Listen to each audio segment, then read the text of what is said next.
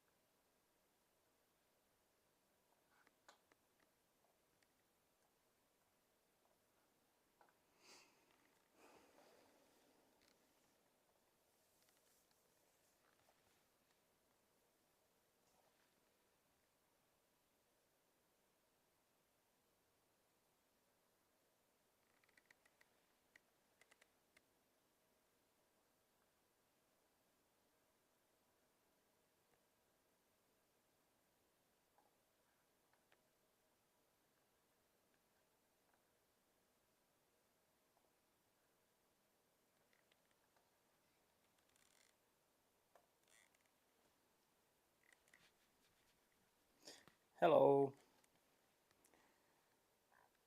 So, let's go back to this thing. I've done a couple of things off stream just to get things going. I installed the screen and this fan on the side. I adjusted some of the belt stuff. The pulleys were slightly too high or too low, so I adjusted that. And yeah, so the thing that I have to do is put this thing on. This is the belt for the Z-axes. So I'm just going to do that first to get it over and done with.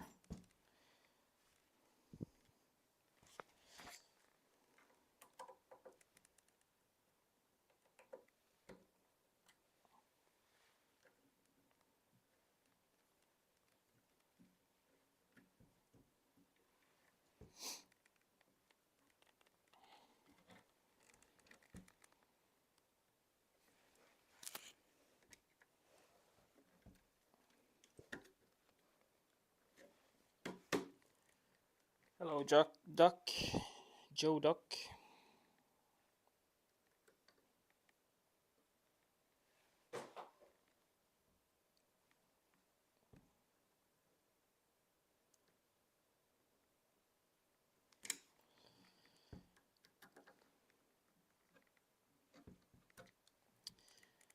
So my plan for today is wiring.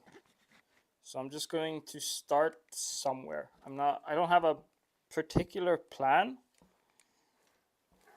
but I'm just going to start with the tool heads. That's where most of my wiring is. So I'll start with adding wires to the hot end and the thermistor, I guess. So I just need to remember which one is which, because I have no idea which one is which of these two. Is there a way for me to see that? Hey, Joe.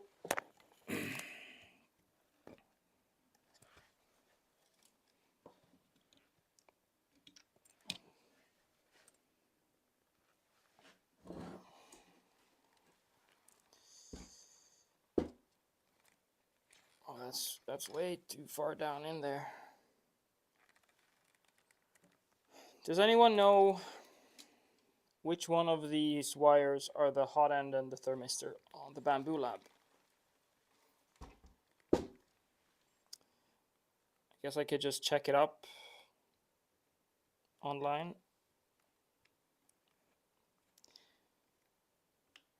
Come on.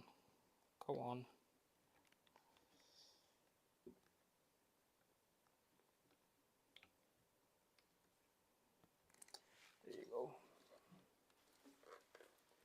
Thermistor is more see-through. Okay, so I have one black and one see-through.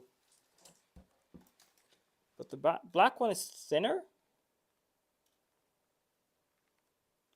To me, it looks like the opposite. Let's just check the listing that I got this from.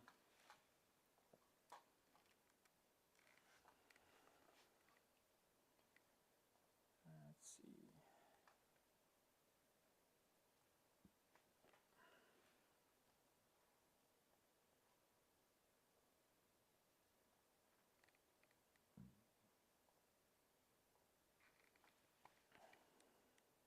Black darkest thermistor. Yeah, that's what it looks like.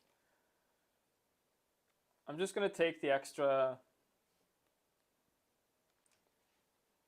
I'm just going to take the extra 3 seconds to check the order. I know you're probably right, but I don't want to mess this up. This is the one thing that I don't want to mess up. Oh, sorry. Hi there, Sime. Is it Sime or Chime and Teigen? Let's see.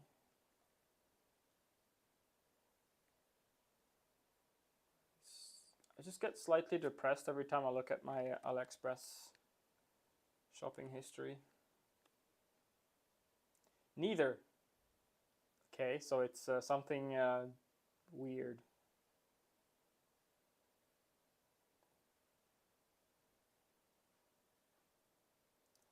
Of course, the listing is not available.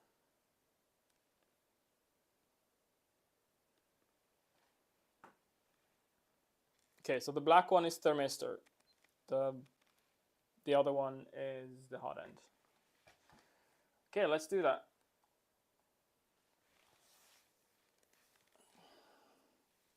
Hey, Jacobs.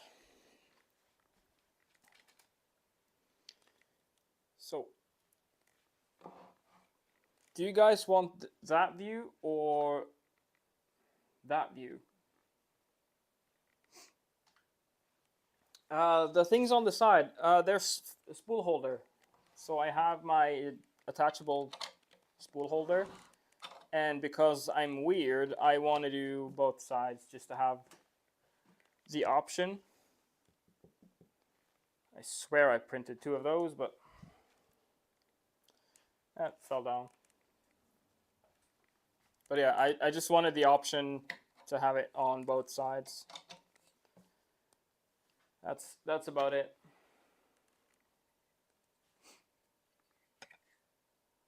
Hard to pronounce that C. Yeah. Depends on languages, I guess.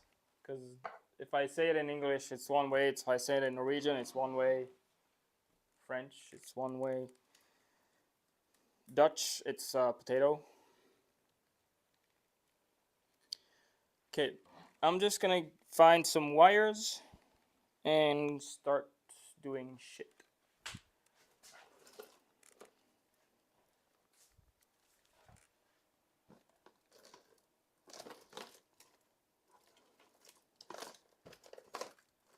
And of course, the first set of wires that I need are not the one that I grabbed. Give me a moment.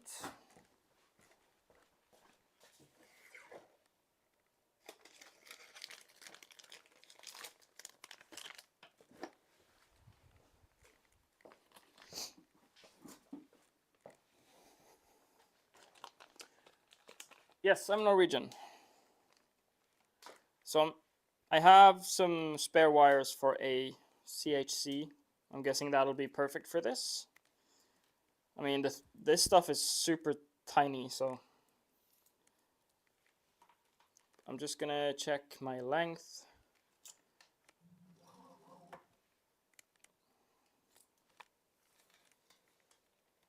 Yeah, I make it work. I can probably fix...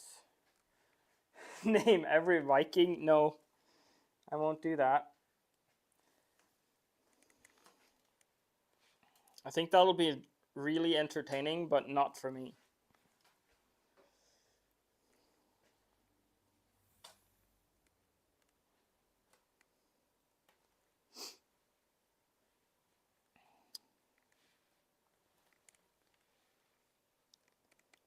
is this stuff?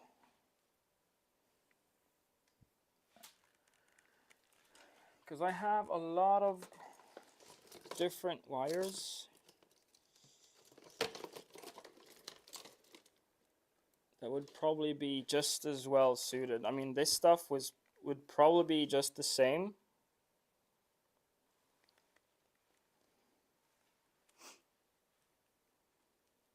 Grandkids. Well, my fishes had kids. Does that count?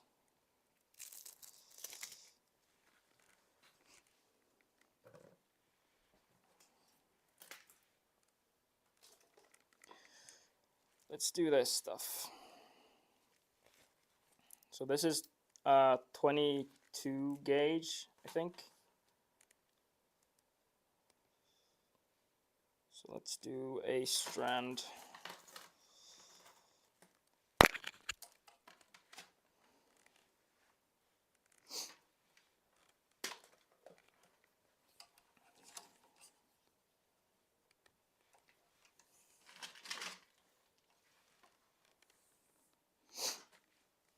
Gonna grab plenty.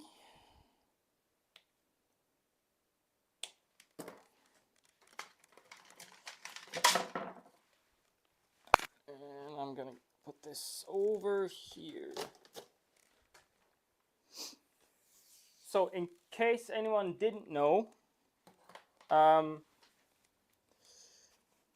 this is my Rook 2020 Mark II that I've been building over the last 4 streams. So this will be the 5th. And I'm using mostly PLA. Everything purple here is PLA. The bed and the knobs for the bed are carbon fiber PETG. And the bottom plate is also PLA. It's just with my logo in it.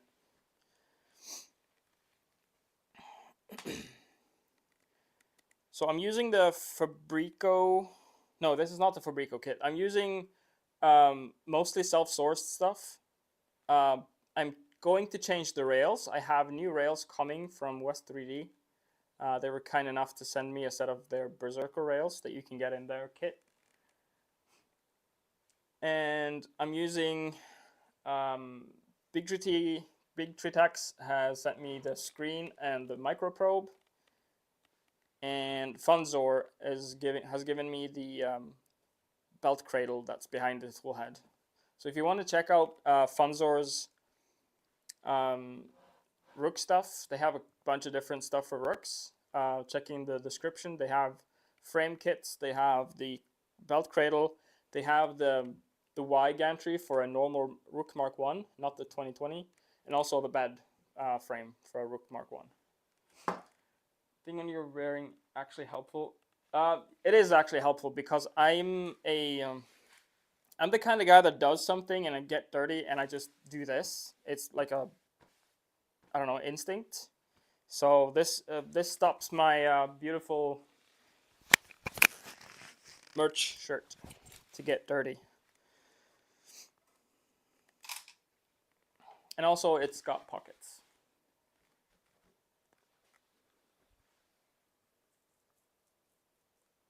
Yeah, microprobes are really, really tall. Sorry, small, not tall. They're the opposite of tall. They're super small.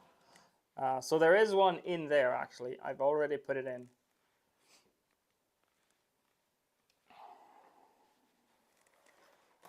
Did I remember to grab my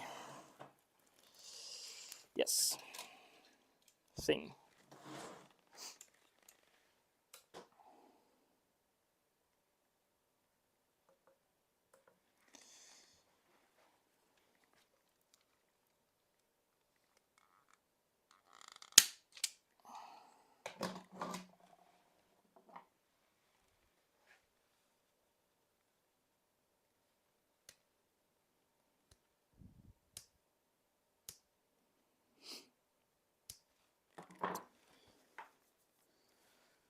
So, just looking at what I need.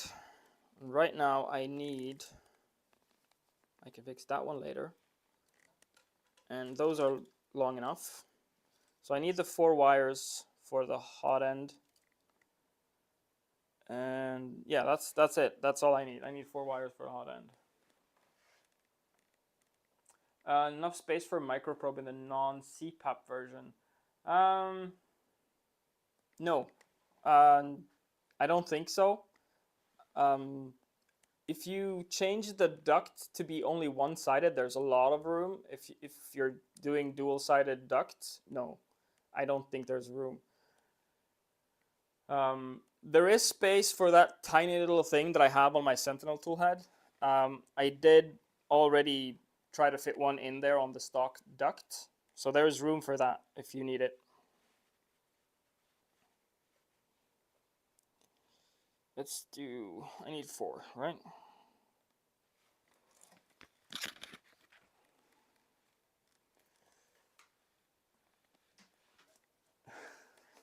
Clean transition to merch ad. Well, I have merch. I just don't feel like pushing it on anyone.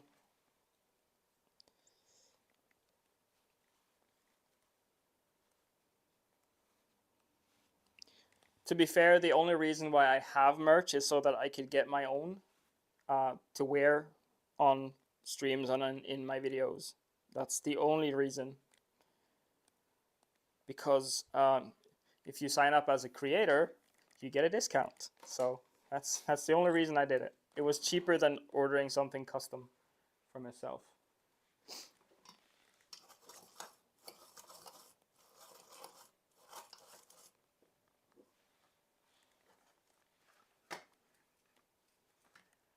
I think it's like 25% discount for creators. I like, it varies on the item that you get, so they're all different.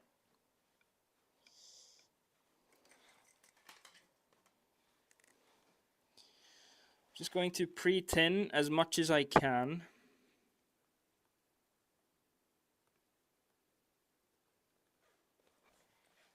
I probably have to strip these, which is probably going to be a pain. No, worked.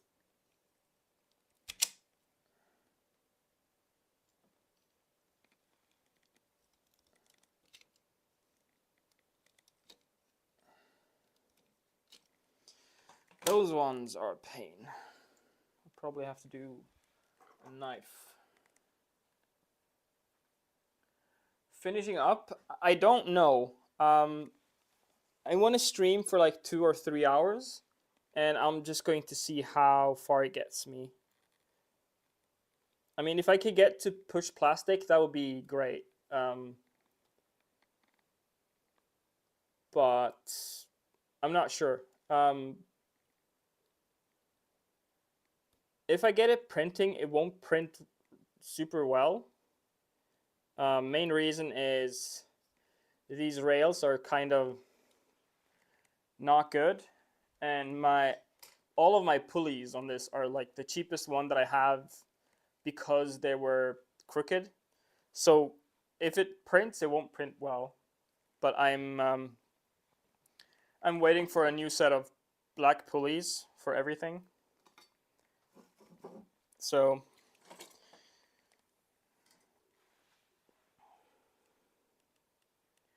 my other printers, well, right now it's super easy. I have this one, my Mark 1 that I did a video on, and my Scalable that I also did a video on. And that's it. That's all my printers right now.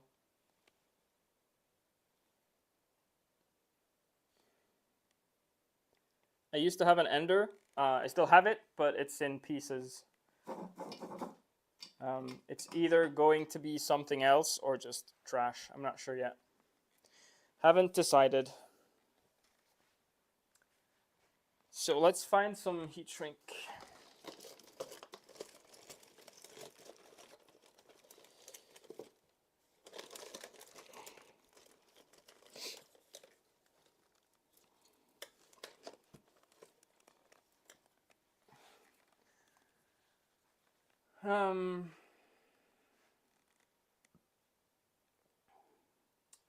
Ender being the Ender. Well, to be fair, I broke it. Not anything Ender related. Not anything Creality related, actually. It was me. I tore down the x-axis for a project, and then that project fell through, and I just haven't put it together, and I don't see why, because I have my scalable. It's super reliable, so I don't see why I should put it back together. I just can't be bothered. Don't need it. I did talk about this on one of my streams. I was considering making it a IDEX ender with dual tool heads on a modified x-axis and just keep the y-axis as it is. I'm not sure about that. I also know that some people have asked me to design it Ender 3 Core XY. If I did, it would be more. It wouldn't be just using as much of the Ender. It would be using the good stuff from the Ender. So it would probably be a new frame and stuff like that. But I'm not sure. I have enough projects right now to keep me going for a while. So when I run out of projects, I'm going to look into that.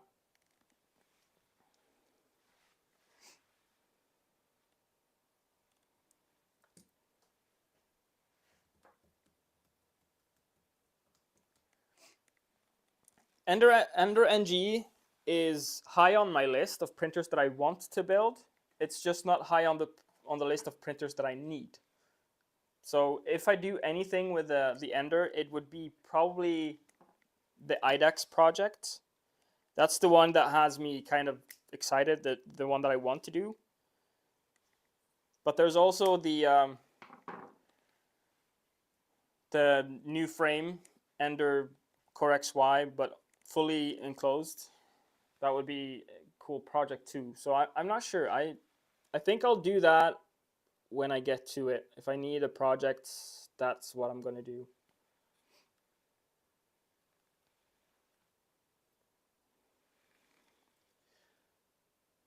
Well, I am considering doing tool changing on my Pegasus. I should fit 4 tool heads on that thing. So I'm not sure. Right now it's not taking up space. It's just sitting in a corner. So yeah, I have other things. When I'm done with this, I'm gonna start building the Pegasus. So that's gonna be a couple of streams. I'm thinking maybe 5-6 streams.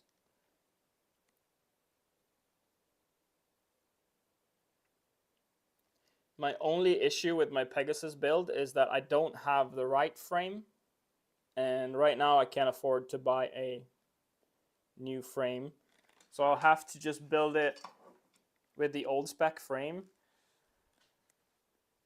and I'll change it into something bigger later.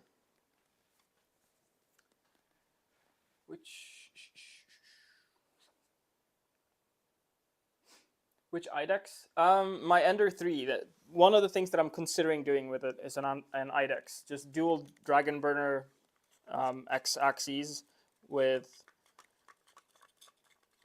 basically a simplified x-axis with 2 belts, 1 longer extrusion, and rails. Okay, so that's the soldering for the tool head practically done. I'm going to heat shrink that next.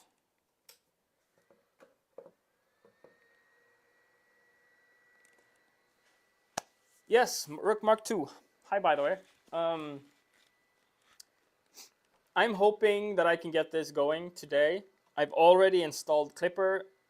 The one thing that I haven't done is installed or put it on my Wi-Fi, so I'll have to do that. So that's not an impossible thing to do.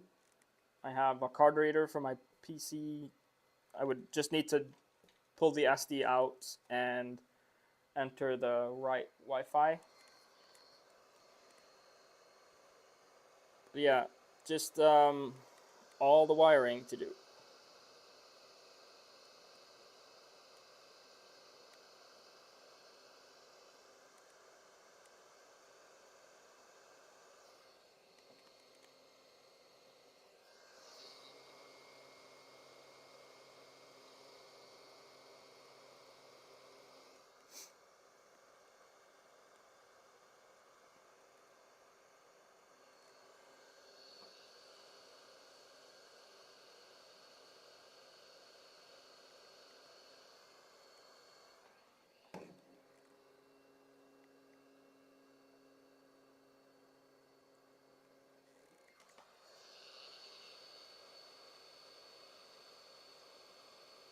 This is a really good reason to get a reflow station, because you can do super detailed hot air stuff like this without melting your fingers.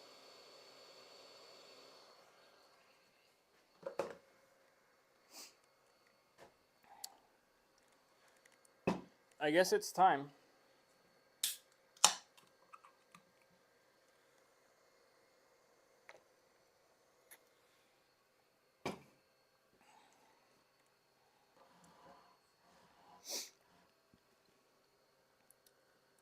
Okay, hot end is in. Next would be to find a piece of PTFE to put in for the filament.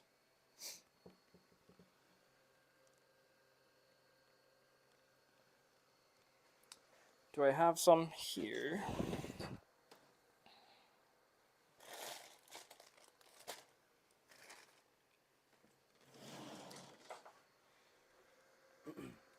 Hey Martin, I'll be right back. I need to get some PTFE.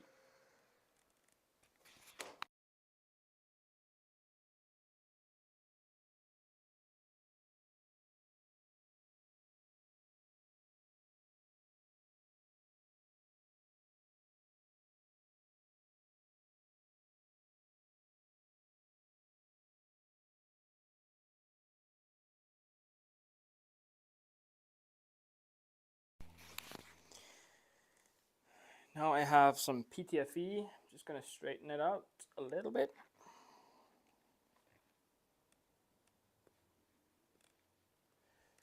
And I need to square up the end.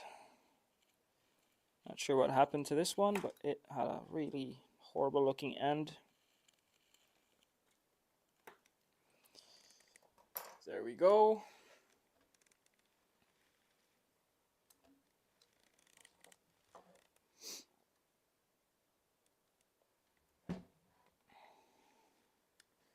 So far, how far into the extruder?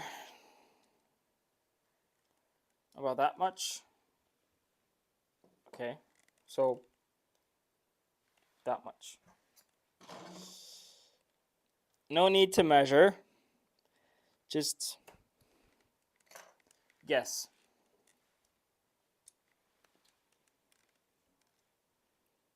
Yeah, I was wrong.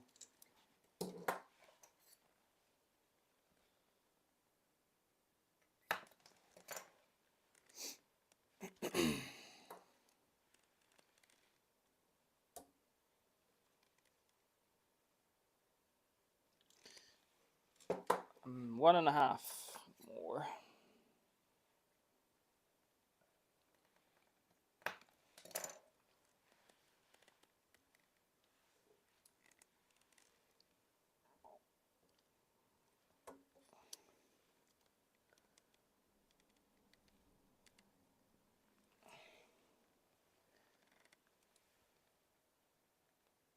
Let's do half more.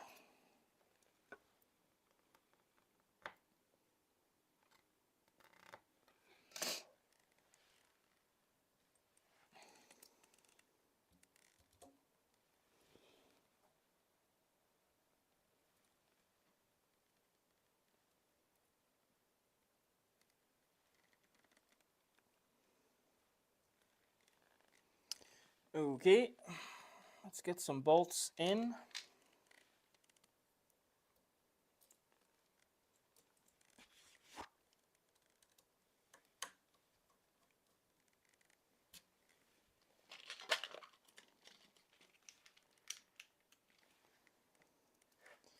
So in case anyone's wondering how many screws you need to build the Mark II,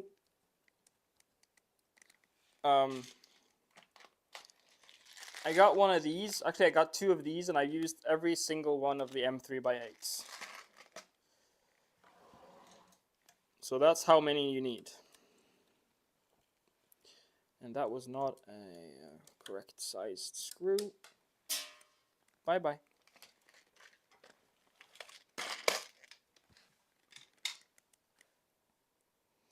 I actually ordered 2 more kits. I ordered 1 more kit of black M3s and forgot that I ordered them, and the next day I ordered another set. Oops.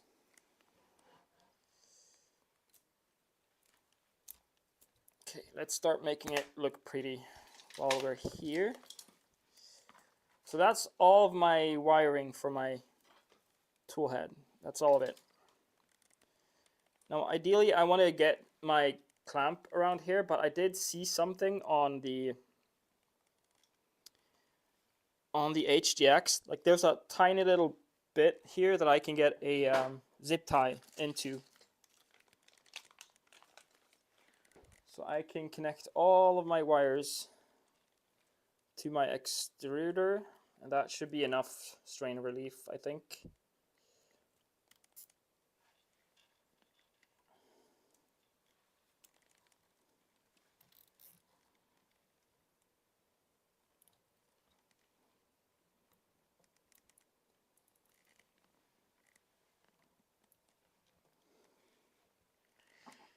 Like so.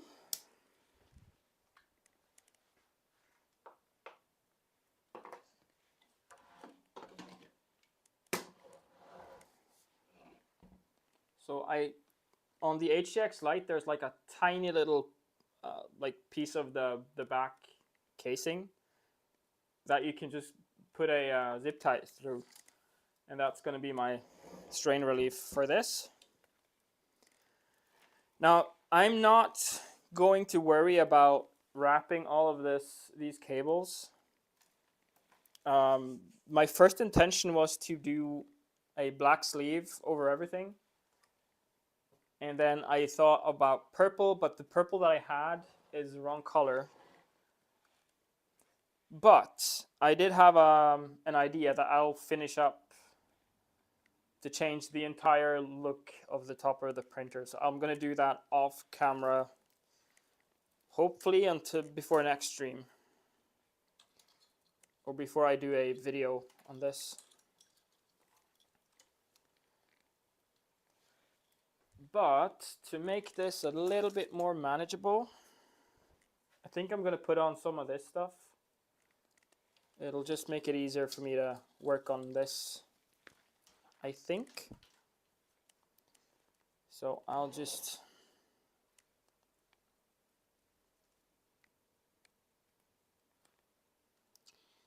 This stuff is quite easy to get on and get off, because you don't have to thread the wires through, but it's also tedious because you have to wind it on. I guess nothing's perfect, right?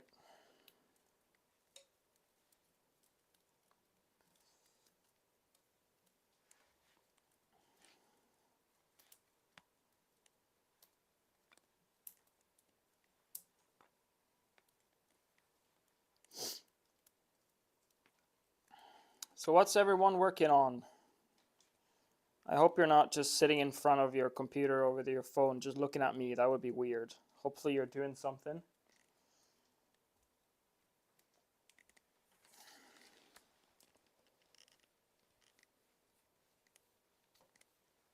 Let's get this wrapped up.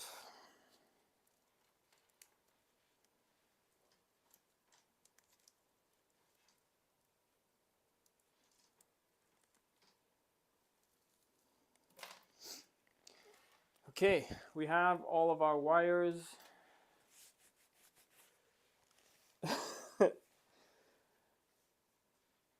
Zone the... Yep. Good thing. Because if someone is just sitting, just watching me, that would make me feel weird.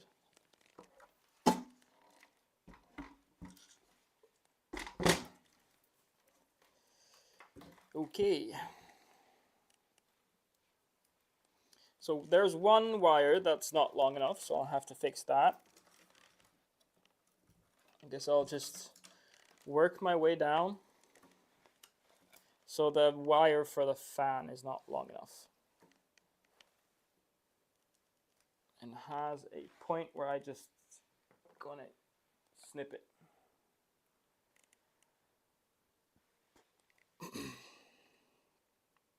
Hey, don't make me, don't let me keep you up, Martin. Go take a nap. If you need a nap, take a nap. It's kind of what they told me when I was a kid, and it's still valid. I need to rethink. Did I note which wire is which that I soldered on? I did not, no. So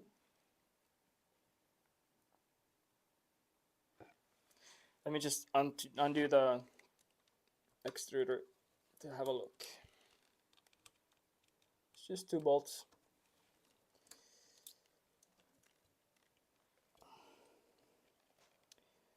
So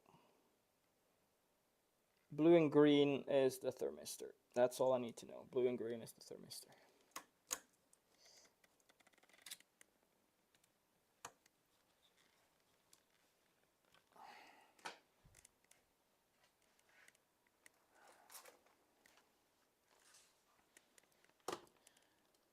Oh, fish tanks.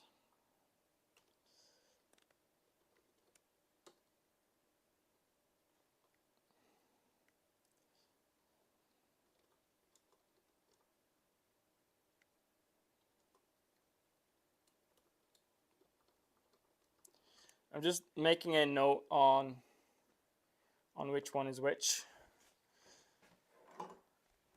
CPAP. Yes, this will be CPAP. It's going to have the shortest CPAP tube you'll ever seen in your life. And yes, it's just as cool as it sounds.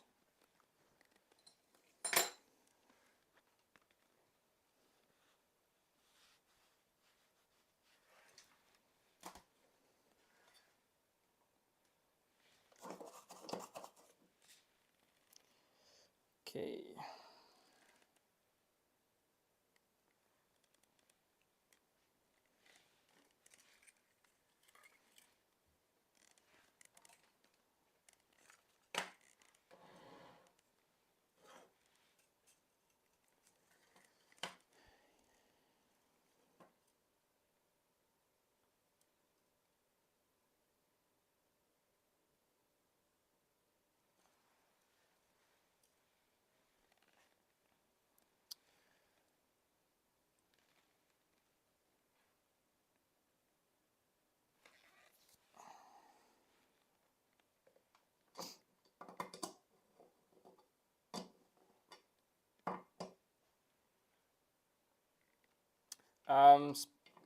It's not specifically built for speed benches. It's just built to be a really fast small PLA machine.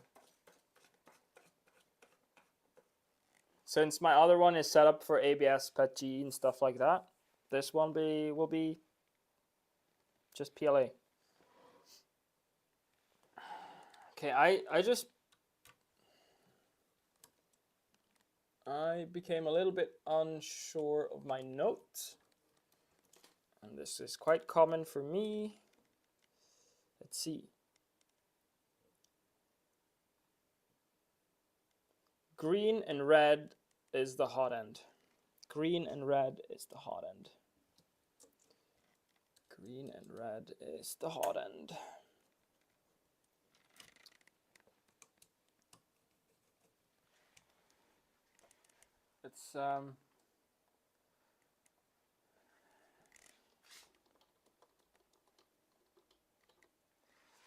Let's note that green and red is the hot end.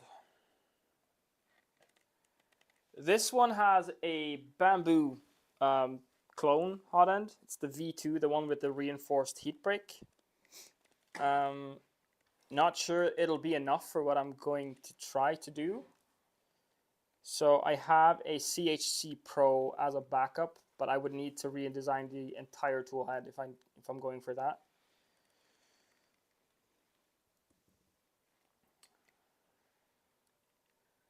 So if I need to do the CHC Pro, I'll do a completely custom tool head for CPAP on a Rook. Okay, extend.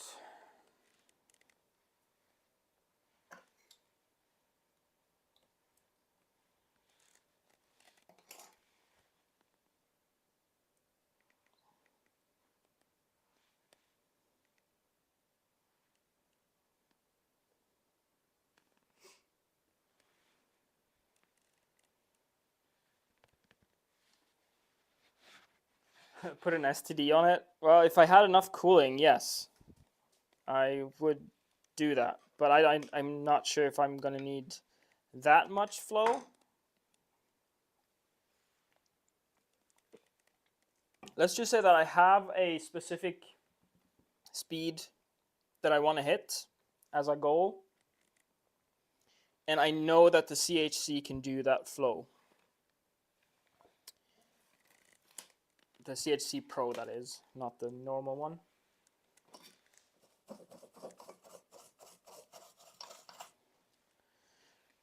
So I'm using a dual 5015 CPAP setup. So I have dual 5015s right here.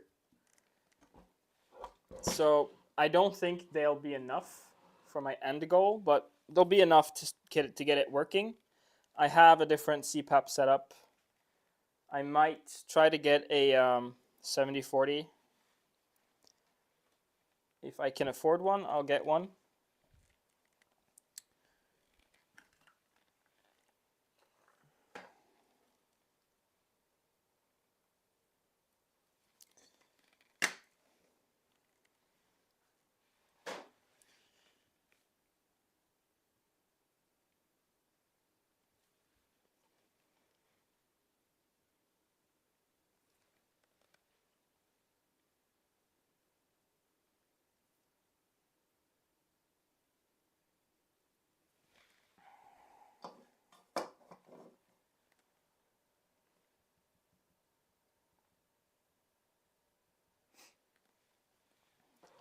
Yeah, I think the 7040 would be just good on this.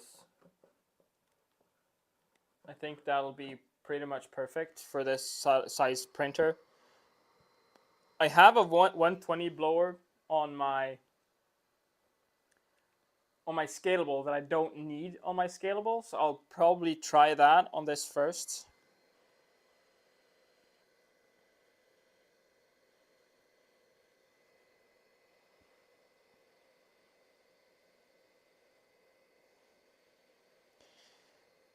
My first concern is getting it printing first, and then I'll start looking at going fast. So I'm just going to note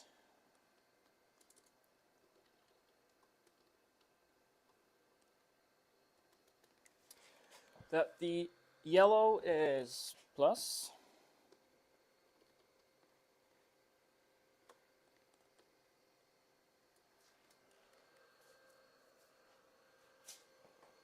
Yeah, so if you get something in euros or a price that shipped to Europe, you could add about 40%.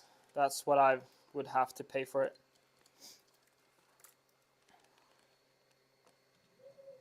So let's check wire length.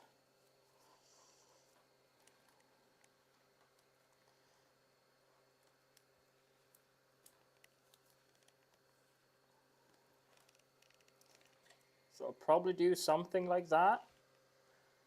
Let me get the CPAP tube. And I'll just match it to that because it's going the same way, right?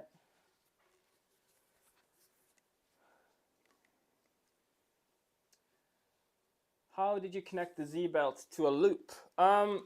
So I can show you the Z belting stuff. It's not difficult. Once you notice how it's done, then it's super simple. Okay, so yeah, I'm just going to do that with the wires. So that'll follow this nicely. Hold on, I can't see. Yep. So I'm just going to match it with the CPAP curve because they're ending up in the same spot. So about there, that's a good length. Let's lock it down. So zip ties for the belt is one way. There's also a really nice tiny printed part that's made by Kyle on printables. So if you just search on printables for Rook belt clip, you'll find the model that I'm talking about. And it's what I'm using on my tool head. I also using it on my Z-axes. So let me do that. Hold on. Let me find something to stop it from crushing the screen. Maybe adding the screen was not the best idea right now. There we are. Okay. So, can I... Yeah, you can see that, right? So right here, my belt, this belt is going into the part right here, Let's see if I have something. This will make it easier to see. So my belt, my Z belt goes, it comes down the idler and down, and it loops around this little printed part right here. So it loops around and it comes back out. And right here is where you'll put zip ties, or in my case, the belt tie that Kyle made. So that's what I've been doing on all my Rooks and my Scalable. They're all using the same clip, and they're working great. So you're using the belts pushing against each other and holding it down.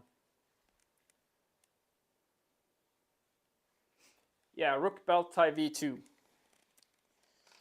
Because he made one and then we found out a way to make it better.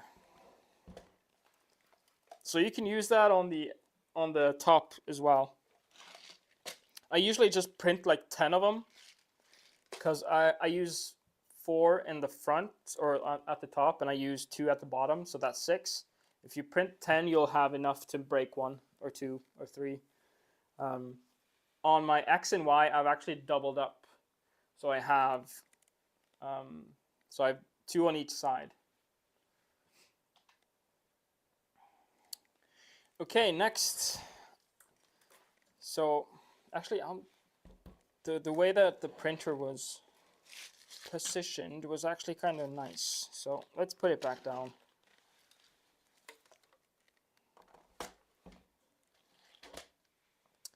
So now I have my tool head. This is everything going to my tool head.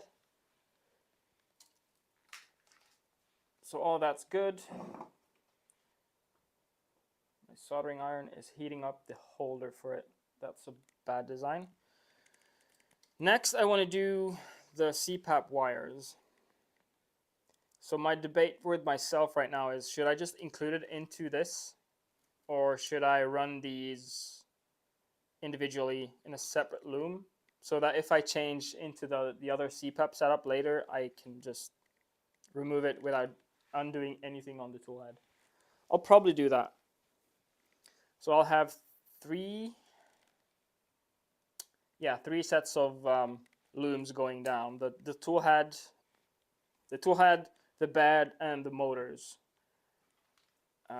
So I'll include the motors into the tool head wiring, because that's not going to change. I might change motors. I am going to change motors, but yeah. So these ones need to combine into one. And I'll just trim them like so. And I'm going to find some wire.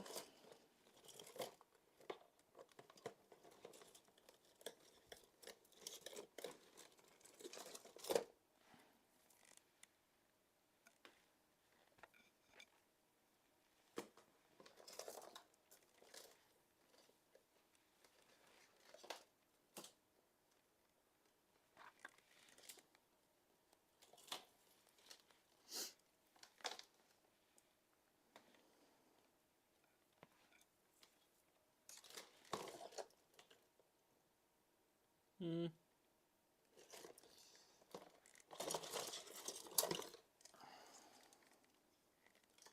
think this is gonna work. just need to find something that's long enough.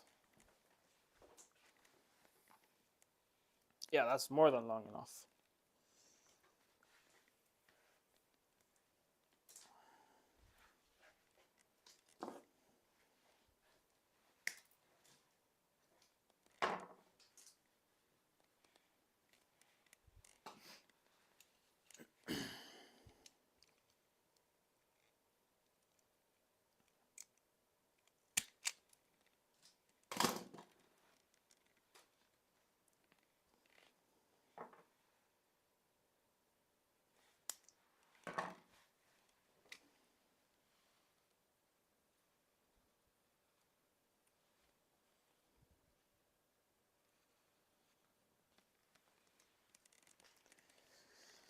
Okay.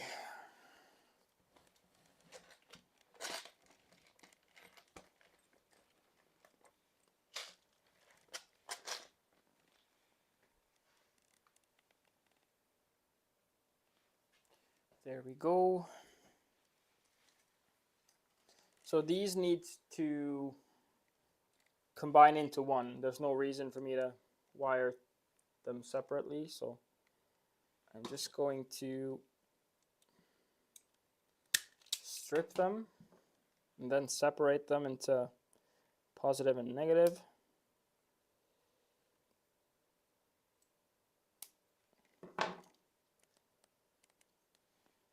Like so.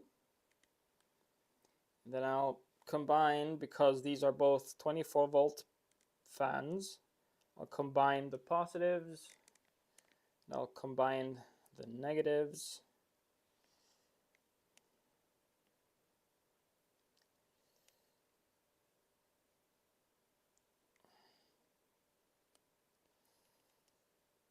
Like so.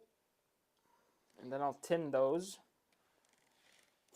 So if anyone hasn't done any soldering before, pre-tinning is kind of your go-to savior for everything. 4248s, yes, they are 4248s, but they're placeholders. They're not what I'm going to end up running in the end. I'm waiting for some sponsored motors to show up. I just don't know when. So to just get this build going, I'm using the motors that I'm intending on using on the Pegasus.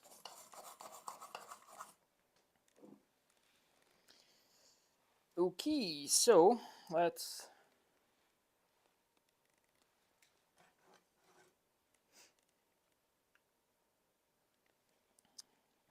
I could probably run these at 2 amps. I would maybe need to get some non-PLA motor mounts. I have the board to do it.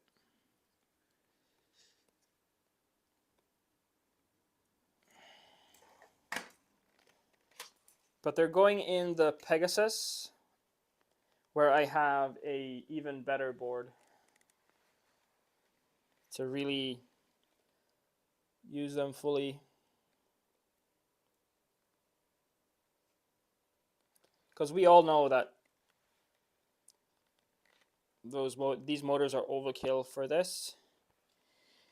And the ones that are coming in instead are even more overkill, so that'll be fun.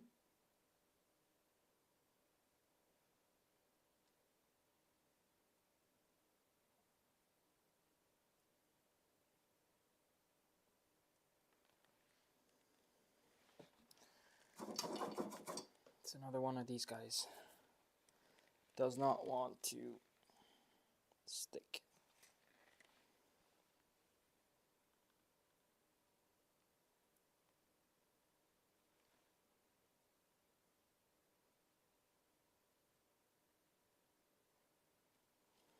There we go.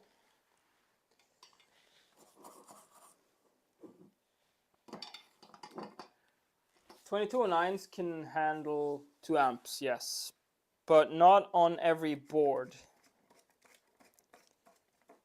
On an SKR Mini, you're pushing the limits. But I'm not using an SKR Mini on this.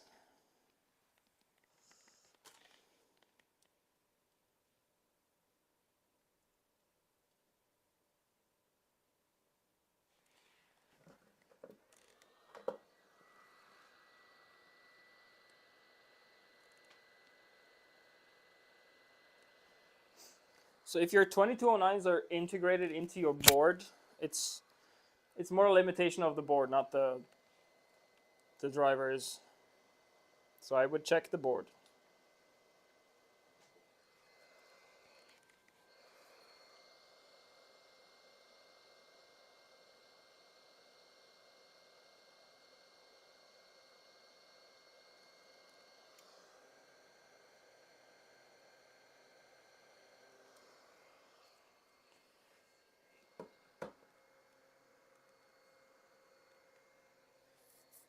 Just keep in mind that your motors will be very hot at 2 amps. So PLA parts probably won't be good enough. Let's just put it that way.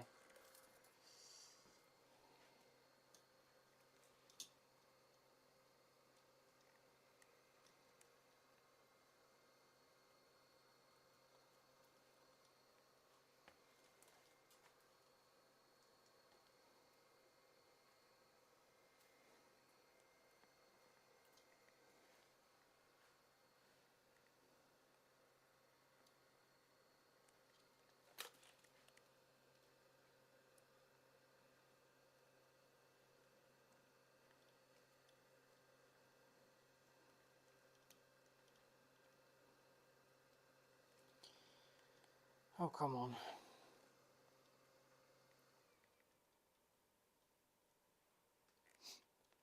If your stuff is ASA carbon fiber, yeah, heat sink some fans.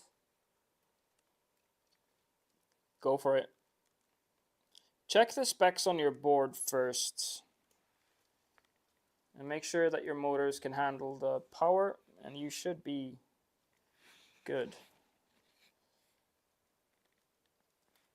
Just slowly increase, don't just put it on full blast and send it. I mean, that's what I would do, but I'm not recommending anyone do what I do.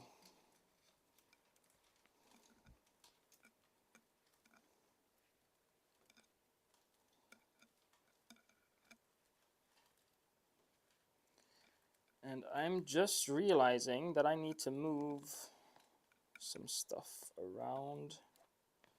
Yep.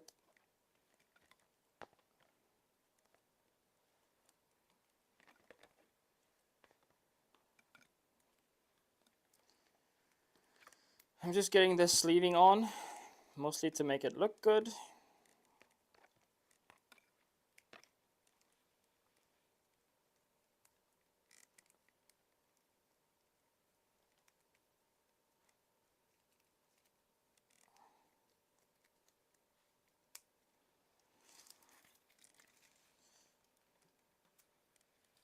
So I need to put all my wires on the left side here. And I've already put my holder wire thing. So I need to switch that over.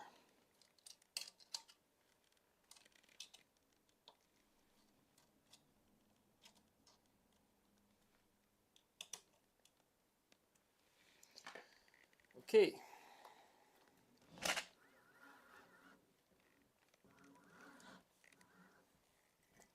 So maybe I need to also move, yeah, I need to move the CPAP to here.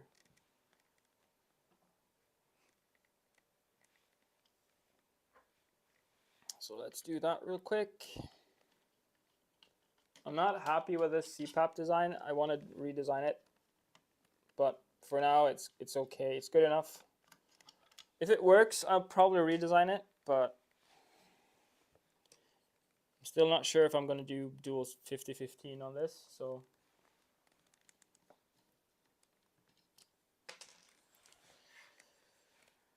trying not to waste plastic, right?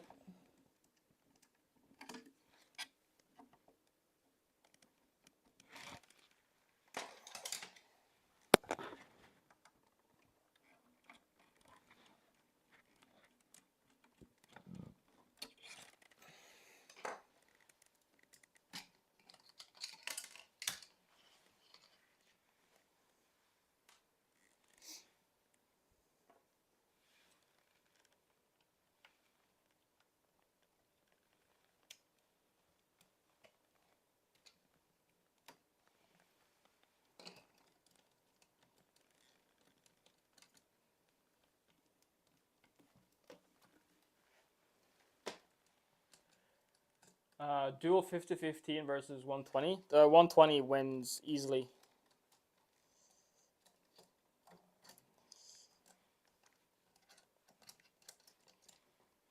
But if you don't have a 120 laying around like I do, I would rather look into the 70-40s. They're not that much more expensive, but they have way better cooling. Basically, no back pressure. The 120s suffer from back pressure at this use case. Okay.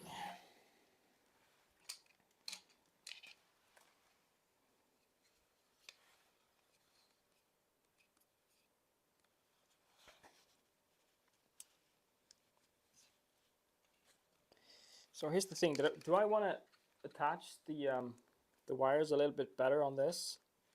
Because it's going to be like that. But I would prefer if the wires went... I'm not sure yet. Let's see.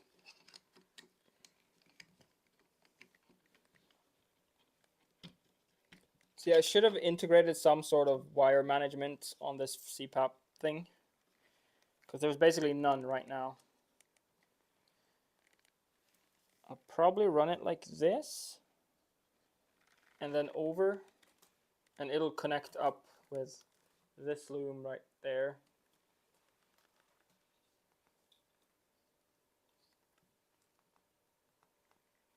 And then down, yeah, I'll do that. Let's just make it look pretty. I want to make it look pretty. So I'm gonna do that and put a zip tie on. Oh, I'm running out of zip ties. That's really bad, actually. I can't run out of zip ties yet. Let's see. Let's do that.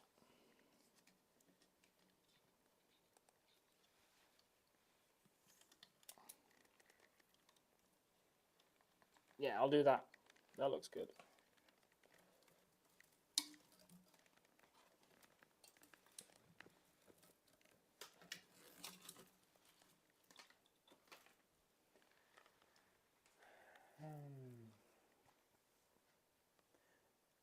Oh, nice, Jazz. If you can let me know, please do. I think there are some small issues to fix with the CPAP, the toolhead part.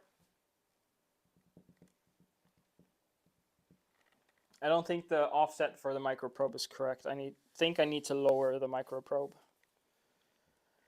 But we'll find out, right?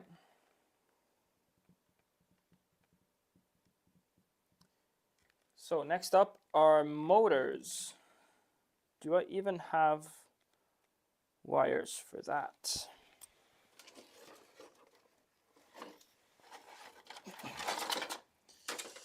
I have some wires.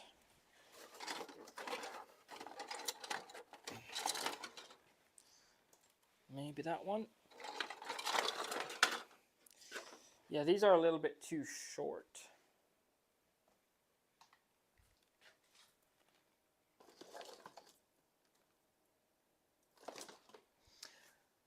I'm gonna go find some longer ones, because let's face it, this is barely enough, and I need to go over there too. So let me go find some wires in the workshop.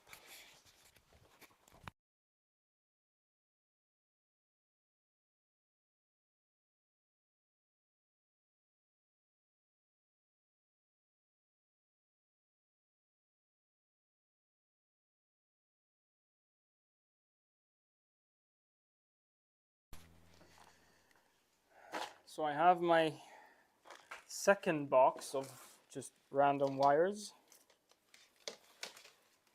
You think that's long enough?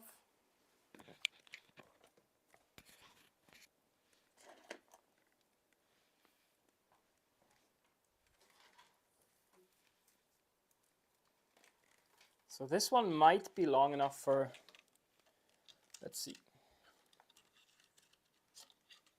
Yeah, that one's long enough for that one. I'm just going to plug it in. Needs way more wire. I think I have enough. I'm just gonna see if I have something that's a little shorter.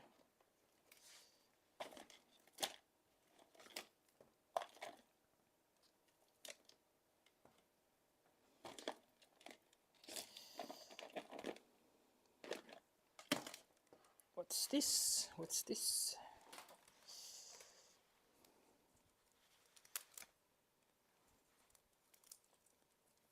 Ooh. That's good enough. I need to order more of that stuff. I think there's one more of these. So if the other one's not long enough, then I can fix that.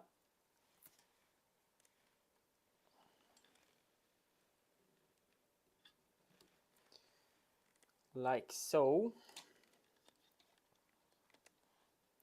I'll probably do that.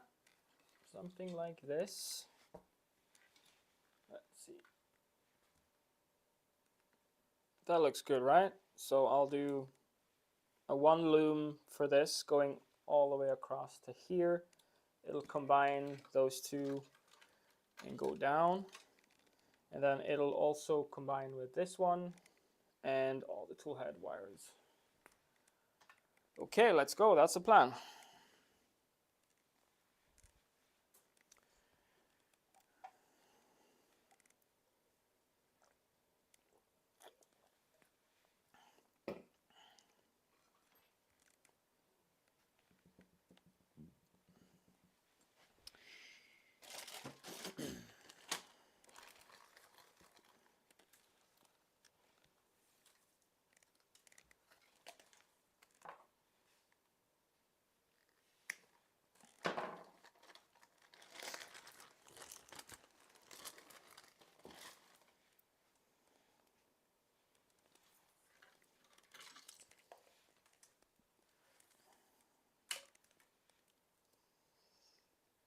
Okay.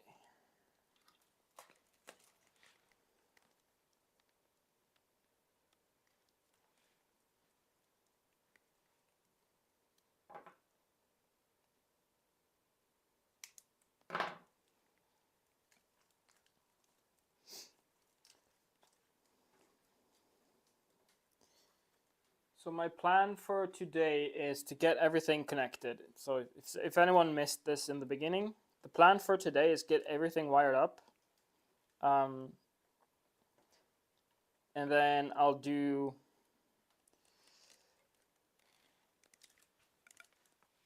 see if I can get it to move. And I want to set up my Klipper config. It should be mostly the same as my Mark 1, so I can just copy that. All the pins are different because this is an MKS board and not an SKR board. So that I'll have to do something about that, but it's not the end of the world. Changing the pins is quite simple, actually.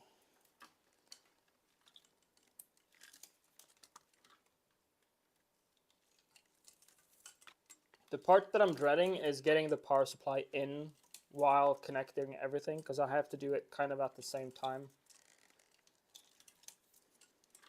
Because I'm idiot designed this thing to be extremely compact in the bottom.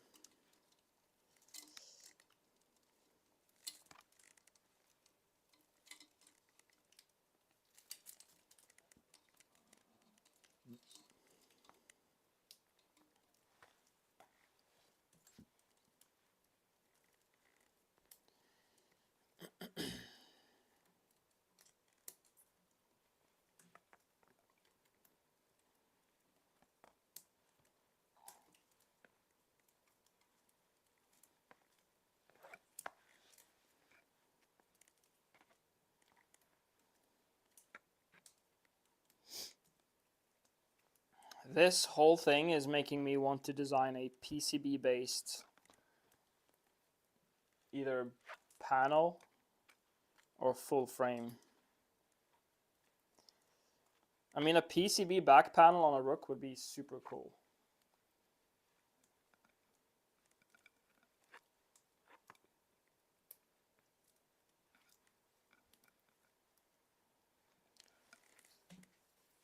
Okay, Let's get some of that off. Yep. So I'll cut it there.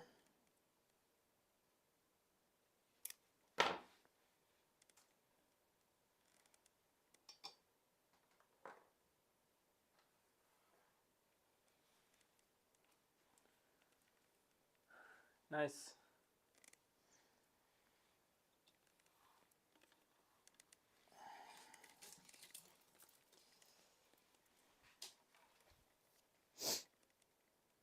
I'll probably end up making something that'll cover the entire back of this, but it's more a practical thing and not for this specific thing.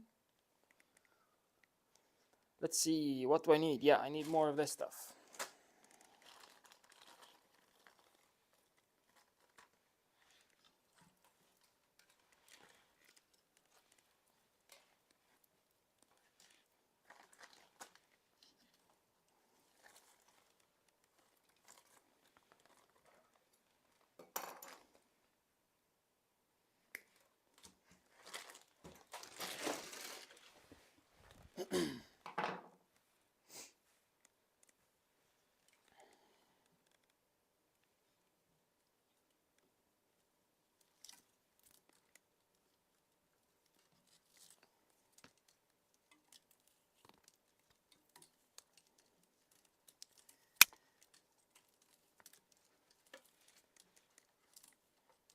So my record for building a complete Rook Mark 1, including wiring, is 4 hours.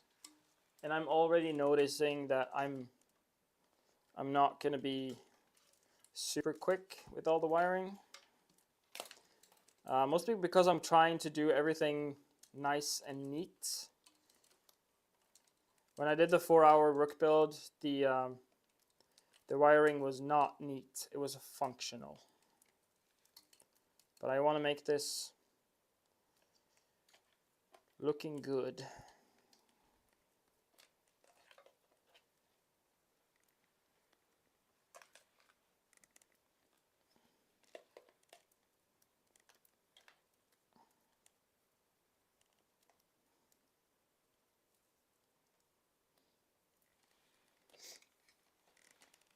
Okay, that's looking like something.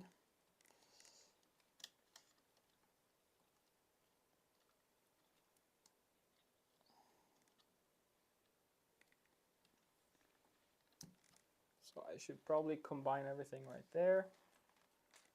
I don't have more small zip ties, so I'll need to, I'll get more.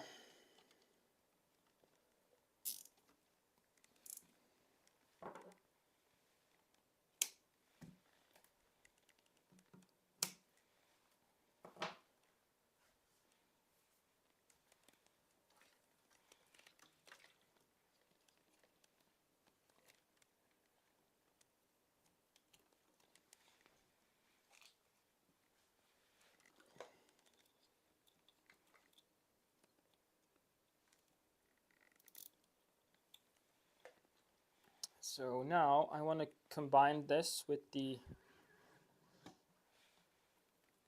bed wires as well.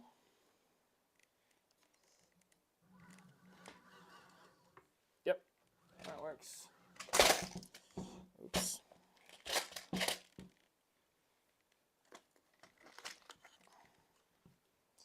So I need to get all of this stuff combined.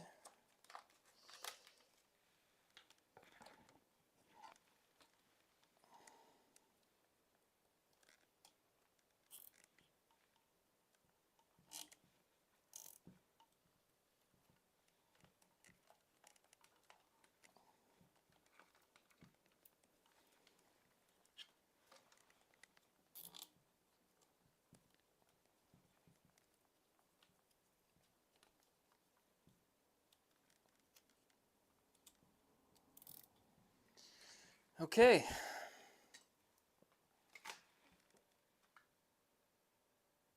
So that's my wiring so far. I need to get more zip ties. I'll add a small bit of twist tie stuff on there and I want to attach this over there, I can do that off stream. So next I need to get everything through here. Be able to touch on that mini. Well, if you can, do it.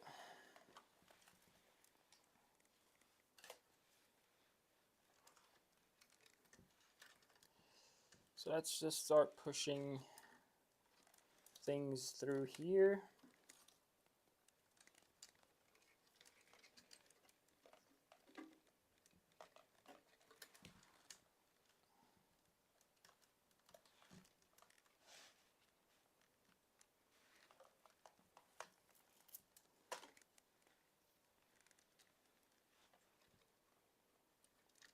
I'm gonna struggle soon to fit everything.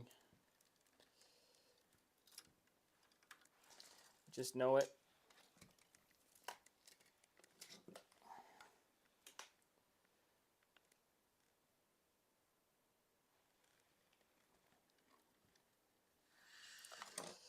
So this is the biggest plug right now. If I can get that through, I think I'm good. Yes. I'm good. I'm good. Microprobe. Microprobe. And hot end. Well, that's stuffed.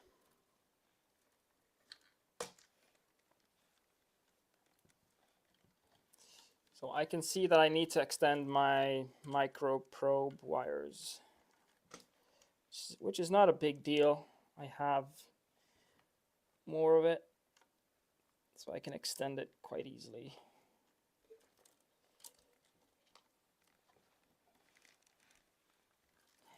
So what is this one?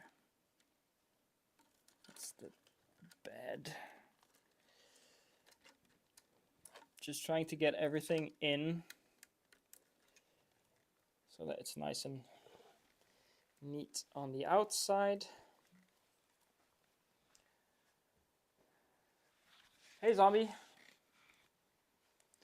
I'll probably print another one of these tie downs. Just put 2 of them here. That'll make this a little bit better. Let's tighten that.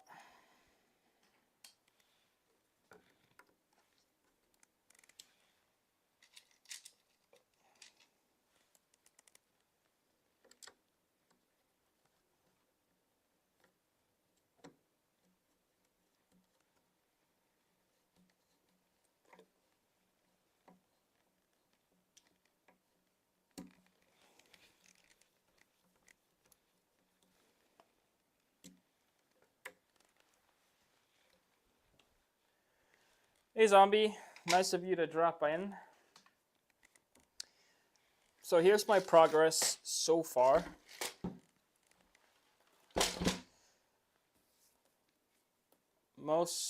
Actually all of the wires on the outside are done.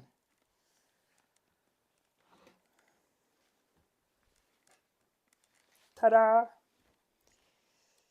So now it's just a case of plugging everything into where they need to go. And then I'll start with setting up my config. But first, salute.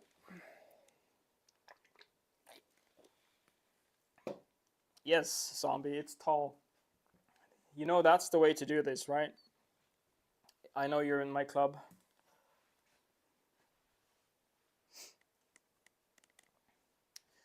So my final plan is to make a cover for all of this, including the PTFE. So I want to make a cover that covers everything. So it'll just be one big sleeve.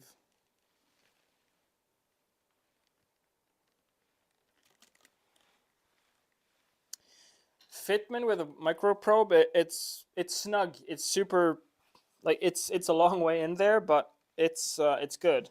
I might have to change the offset a little bit. I think it's a little bit too high. So you could either fix that with spacers, washers, like there's options for that. But yeah, okay, so time to flip this thing, and I don't have a way to flip it. I need to find something to put it on. Filament boxes.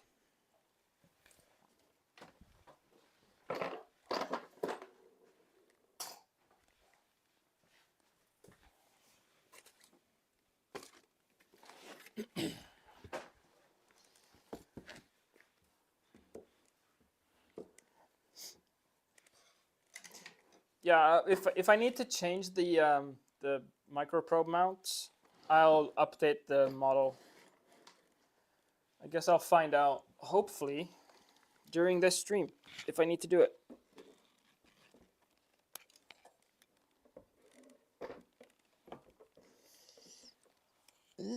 Nope. Put the tool head in the back. Pull the CPAP off.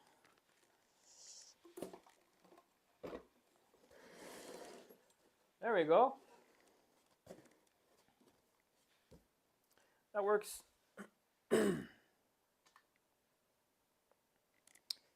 So that's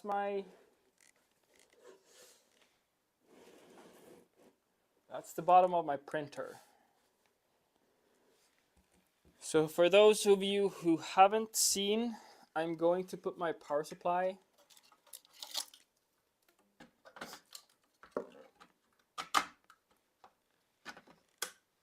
there.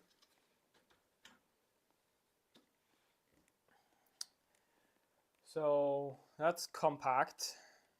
I need to wire in the screen.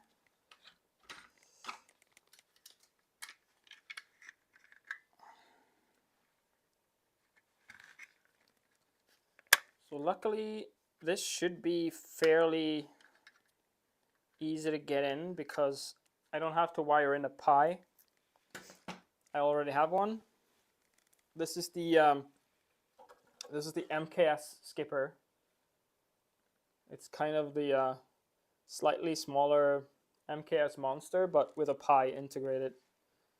And it's the same length as a Monster 8. It's just like 10 millimeters thicker or wider, I guess. So here's a Monster 8 for those who didn't know that.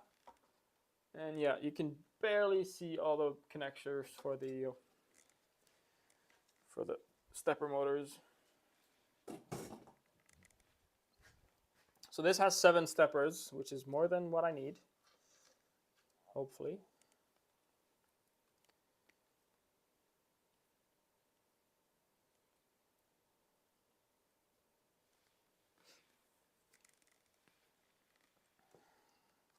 Let's just put that away for now.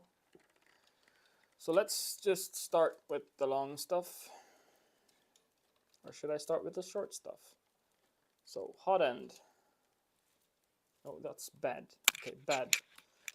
That should be easy, right?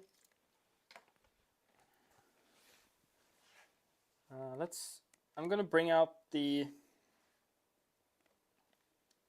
skipper pinout so that I can easily just reference it.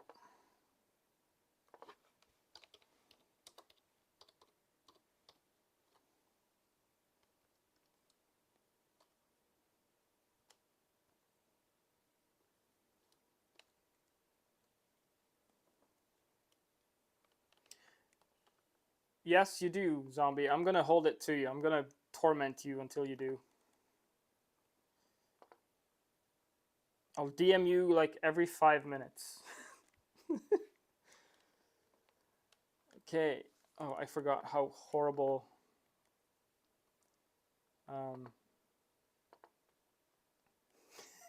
Good, yeah. I forgot how horrible MKS pinout diagrams are. I'll see you, zombie.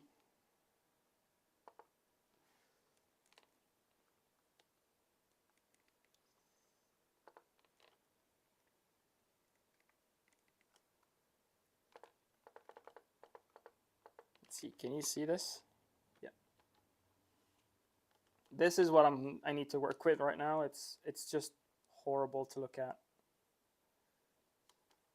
Oh well, it's what we have, right? So let me pull that so that I can still see my chat.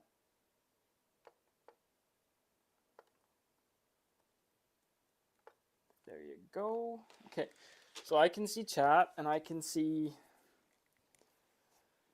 this thing. So would people be interested in watching my face? I don't think so.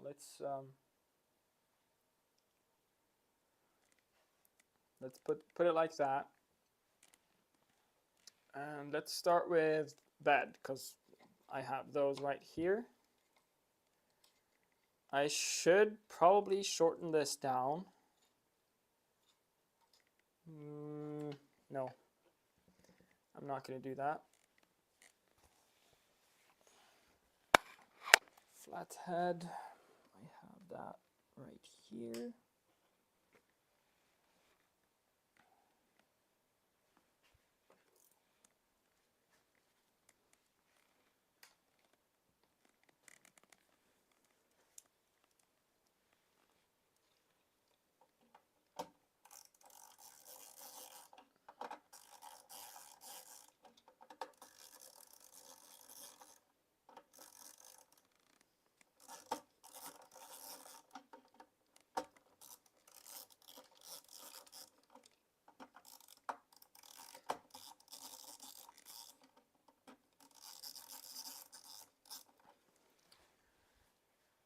Okay, so I have 3 heater outputs on this.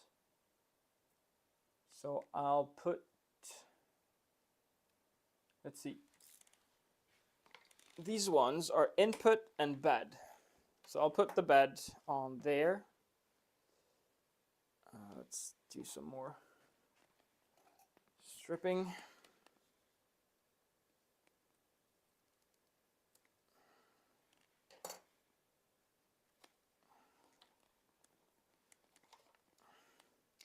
Now, ideally, I would put ferrule connectors on this, but I don't have them, so arrest me.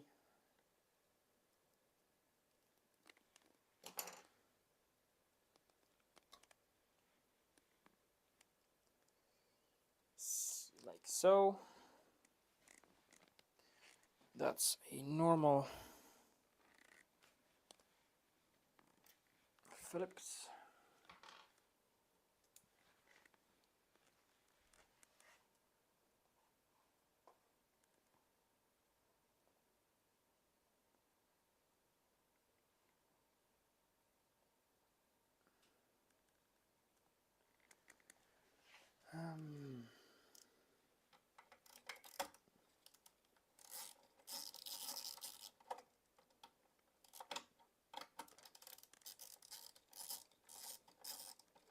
So here's a small little issue that you might not realize.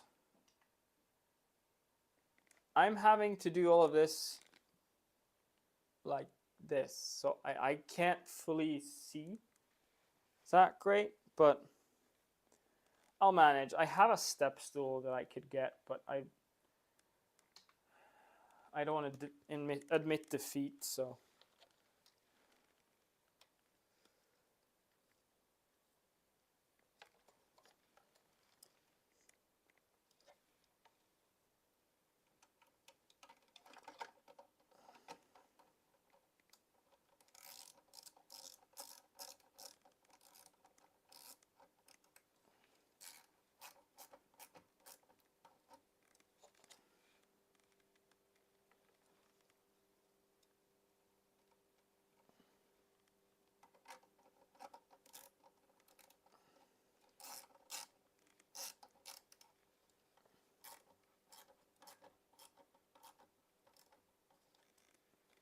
Okay, so bed is in.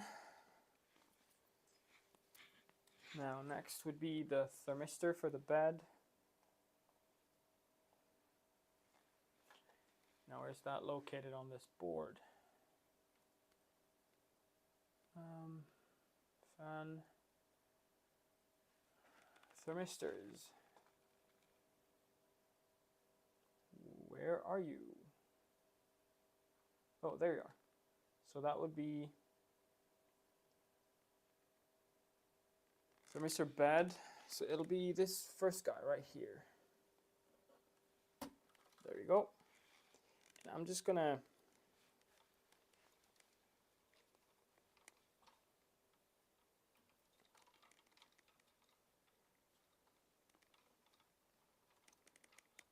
do that. No, I don't have zip ties. Ugh. It's a little annoying. I have an elastic band. Rubbers.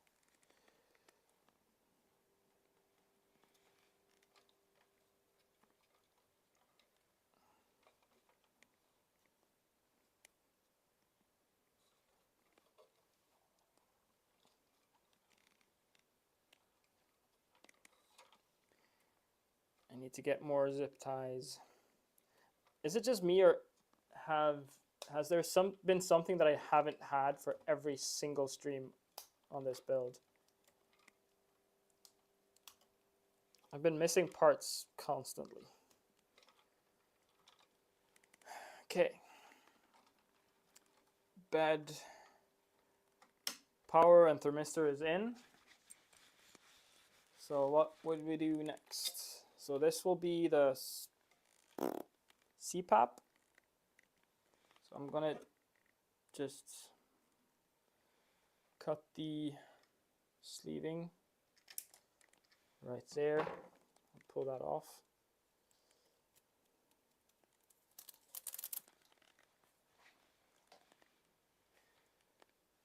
And I'll set that up for, which one should I use? So I have 3 fans that are constantly on right here, and I have 3 fans that I can control. So I want to control the hot end fan, the CPAP, and this 3010 on the side here that blows across the board. So I'll do, let's see,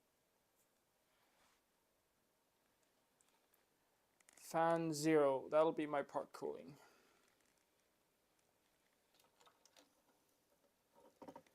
Fan 0, and then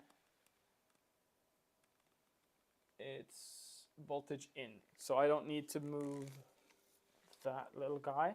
So let's note that on my little notepad here. So that's PA2.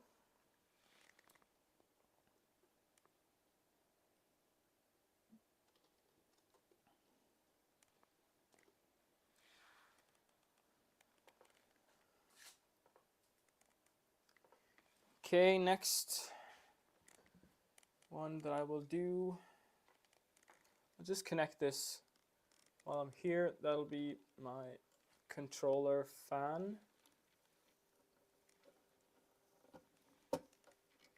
So that'll be PA0.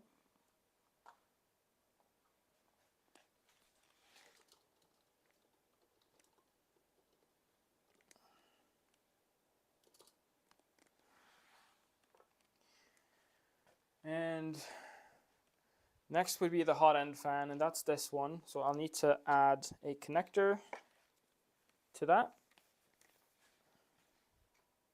And I did just cut off some of these, so I'll just reuse them.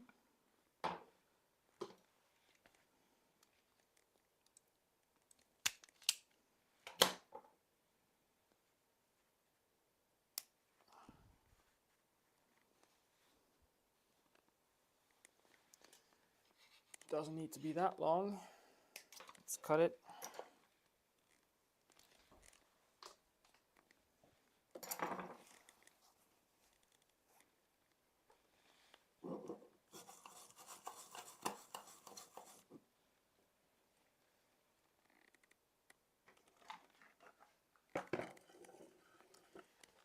Let's tin this guy first.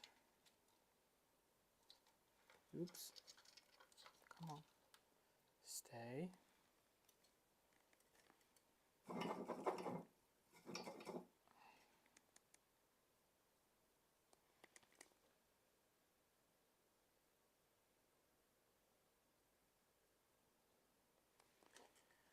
Okay, let's strip this guy.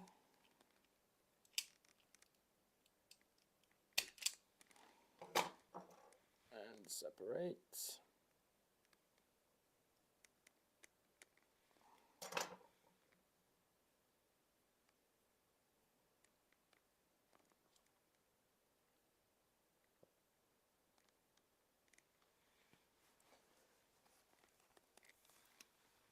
So yeah, Chaz, I know that it does matter on BL Touch and CR Touch and 3D Touch.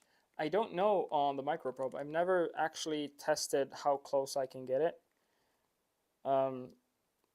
What I do know is that I'm using one in on my scalable that has a heated chamber, and I don't see any difference at like 50°C chamber temps. But I'm not sure if that applies when it's close to the hot end. So I'm not the... I don't have the answer, sorry.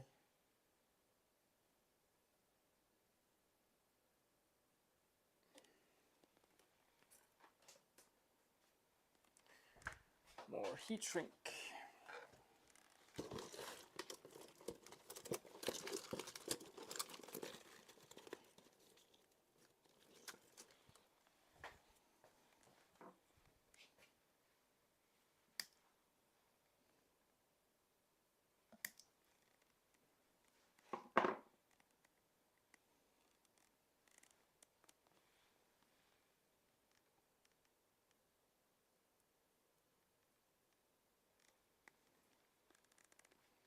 I do know that silicone socks make a huge difference on hot end radiating heat, so it might be good.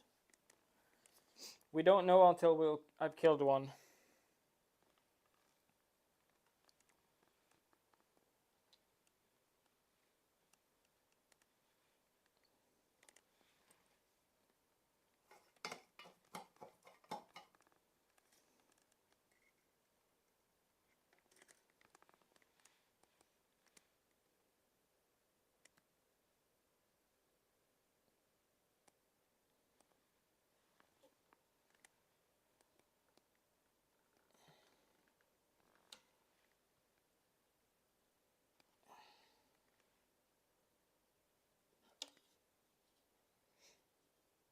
This is the situation where I should have some of those fancy soldering assistant stuff, but I don't, so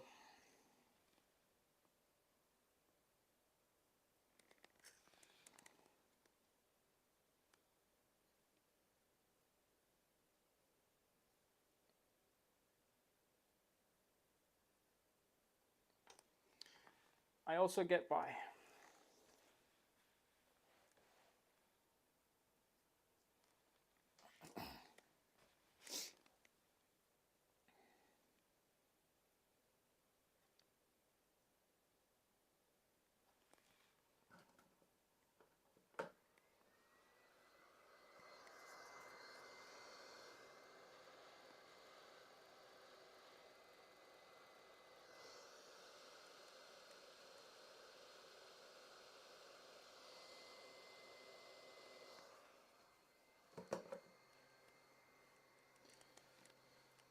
Okay, so that's all my fans connected.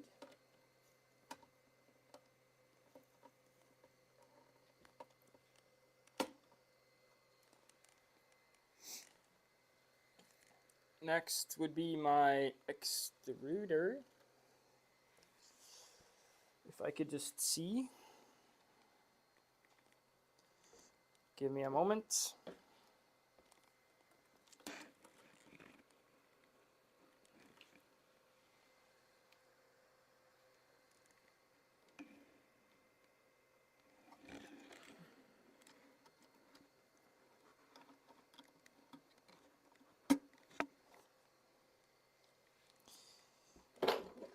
There we are. Extruder is in. Wow, I'm gonna have to do some wire management at some point. Now my BL touch wires are super short. That's going to be an issue that I need to fix. So I could fix that by just using some DuPont extenders, can't I? Where do they need to go?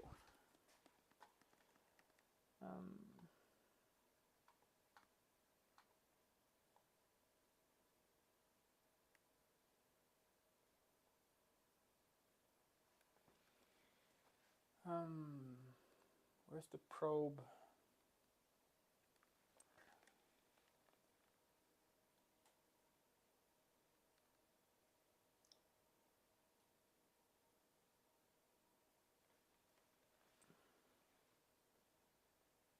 Where is the probe on this thing?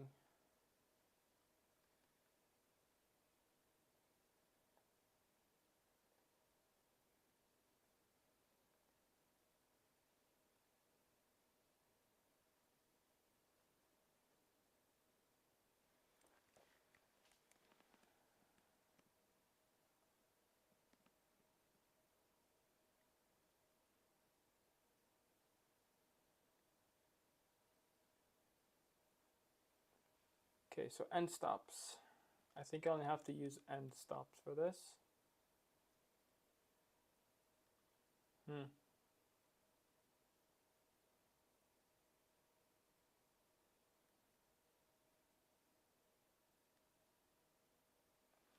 So looking at my schematics here,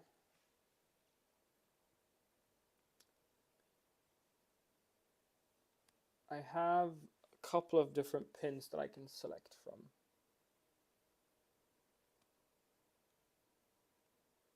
So I have end stops on X and Y and Z, and then I have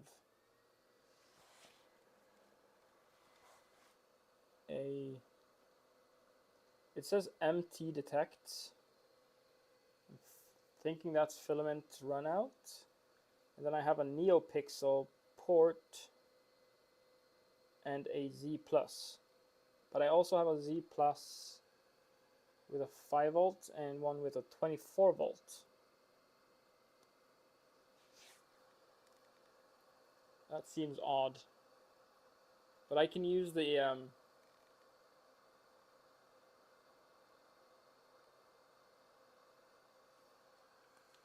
Z stop, and I can use the filament run out. Because what do I need for the micro probe? I need a signal. I need two pins that are controllable. I need 2 grounds, and I need a 5 volt. Yeah. So I'll get that later. Let me do the hot end.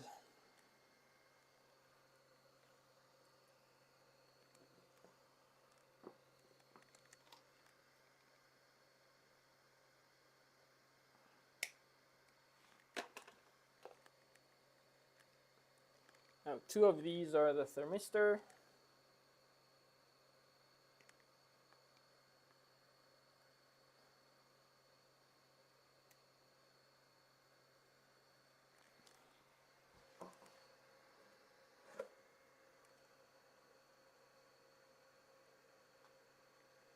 So I had that noted, didn't I? So green and red are the hot end. Green and red, hot end. I'll separate that and I'm just gonna plug them in right now because I need to get them out of the way.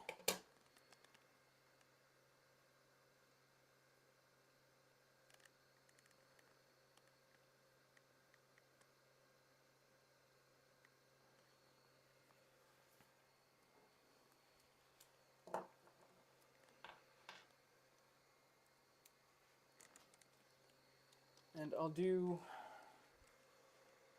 heater 0, which is the first one.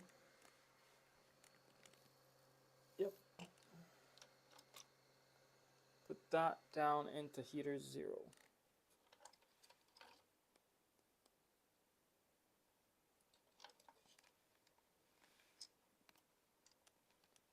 This would probably be easier if I took the board out, wouldn't it?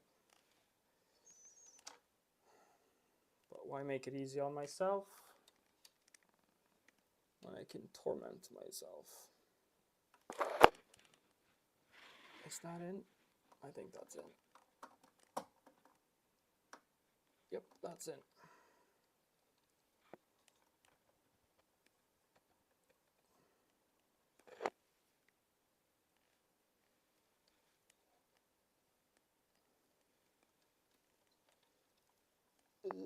Come on. I'm sorry for my big hands being in the way and my big forehead, but this is super hard. Yeah, that's not even in. I'm gonna admit defeat and just remove the board slightly if I can find my screwdriver.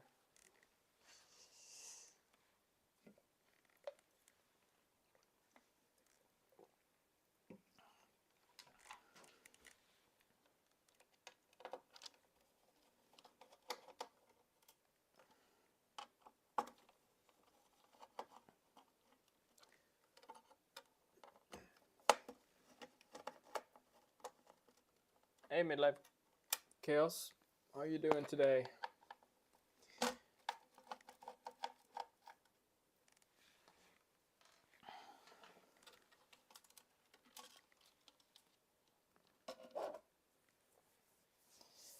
So I'll just put it like that.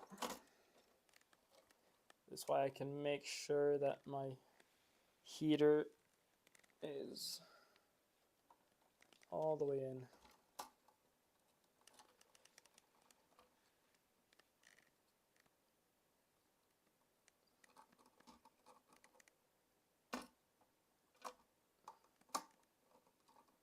Gonna make sure that they're both all the way in. There you go. So my plan is that if I do CPAP, then I have another 2 ports that I can use for the CPAP fan. Because if I'm going to use the 120 that I have, that's a big fan, right? So I'll just use the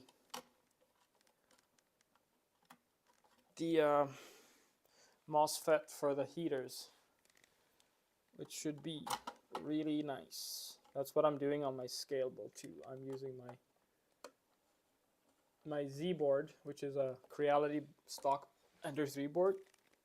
I'm using the heater output to control a set of LEDs and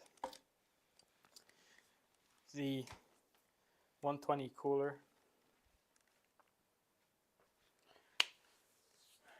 Good, Midlife Chaos. Nice that you're here. This may not be the most entertaining part of this build, but it is one of the most important ones, because if you can't do this right, then you're gonna have a hard time. Hey Odin. Shut up. A real CPAP blower is a pain in the ass to get going. Not really, no. It depends. There are some, if you have the 120 blowers, there are some that are really bad quality and they don't like low RPM. They basically don't work on anything more than or anything less than like 70%. The really good CPAP ones, the 70-40 and the 90-40s, they're easy because they're PWM. They're not voltage based, so they're easier. Okay, thermistor. Okay, connect thermistor. Commence.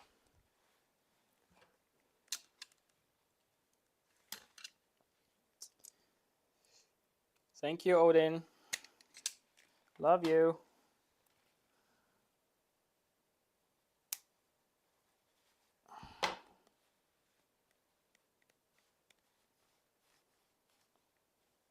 So on this build, I'm doing a dual 5015 CPAP setup to start with. I'm going to see the limits of that, and then I'll do something else when I hit the limits. I'm trying to build like the ultimate PLA speed printer, so it's not set up for benchy stuff, it's set up for quality speed printing.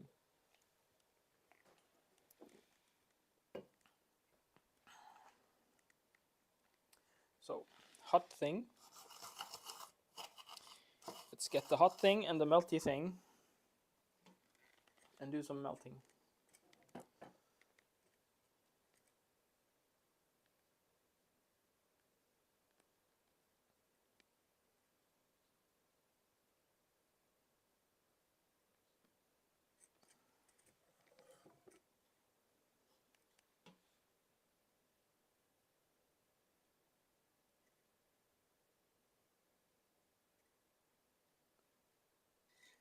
Ooh. I don't want to have a drop of solder hit my board, so need to be careful.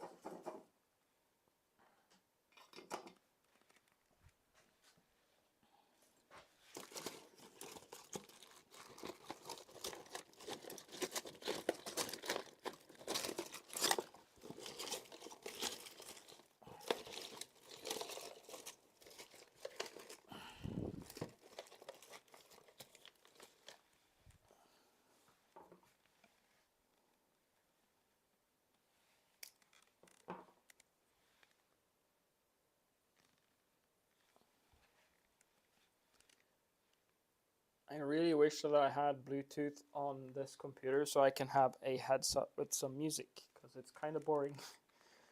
So I hope you guys have something in the background, some music or something else,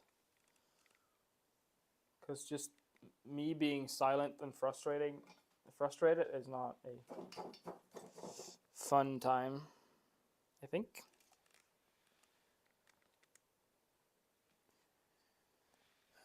No polarity.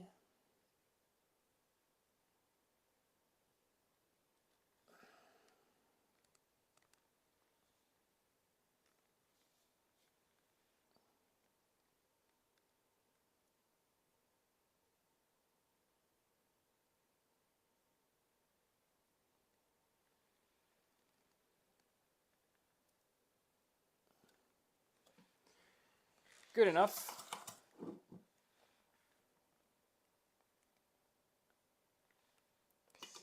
So the thing is, Chaz, like if I add music, then you have to listen to it, which I'm not a big fan of. I sometimes like to have streamers on in the background and do other stuff, and the music just gets confusing. So I prefer not having music, and then you can put out your own stuff. It's just that my previous streaming setup, I had a Bluetooth headset so I can have something in my ear. And my new streaming setup doesn't have Bluetooth yet. I've ordered one of these super cheap little guys. So I'm getting Bluetooth on this thing, and I can use a headset. It's been a little frustrating too, because if I wanted to be on Discord in the voice chat and be here at the studio, I had to bring my headset from home, which was just frustrating, really. So thermistor 0 is the last one of them. Okay, so that one.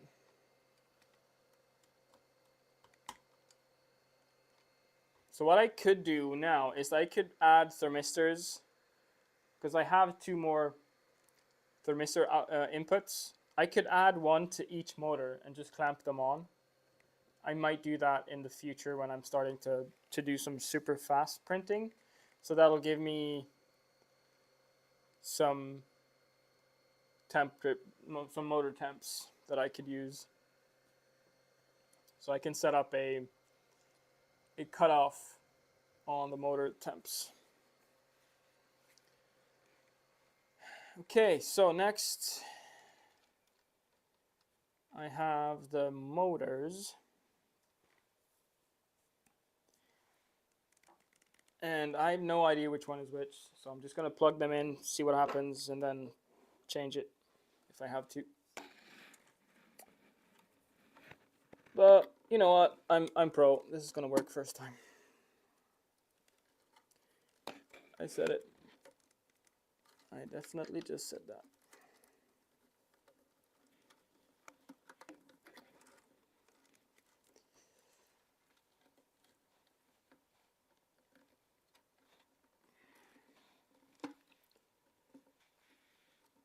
Okay, and then my Z motor. I have this tiny little one. Where is it? Stool.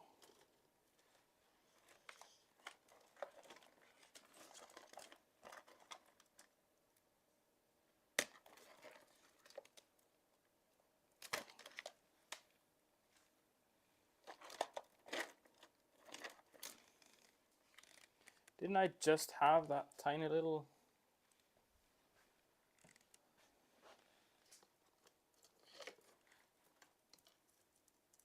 There you are. He's trying to hide.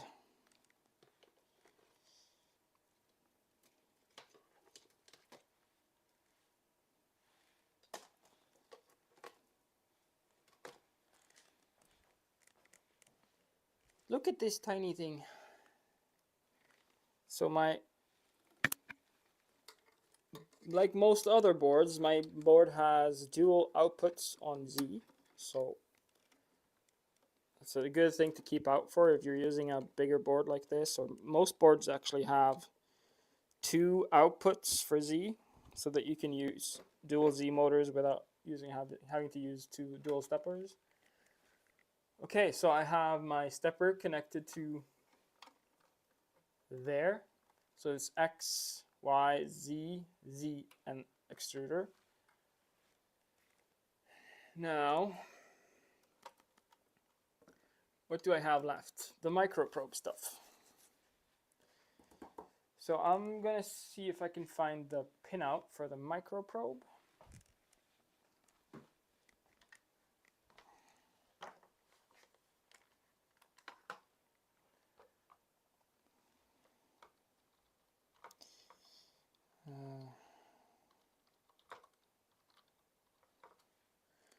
I mean, I do have the manual for it here, so that could be. Let's see. Big Tree Tech GitHub. User manual. Hey Derek, how are you doing?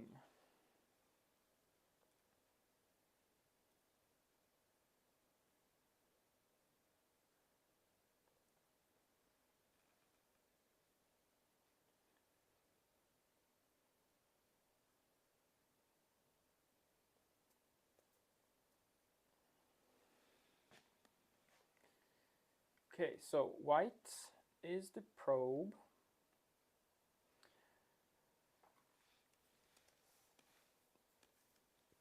Yes, Derek. Build is going surprisingly nice. The motors up top are connected. I need to attach the CPAP. I forgot to do that. So everything except the base is wired in. So I'm working on just connecting everything. So if I'm correct, I have the microprobe left, and then the AC stuff, and also my screen needs to be connected. And then it's on to the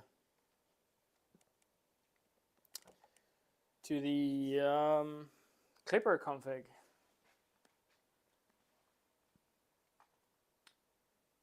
Okay, so I need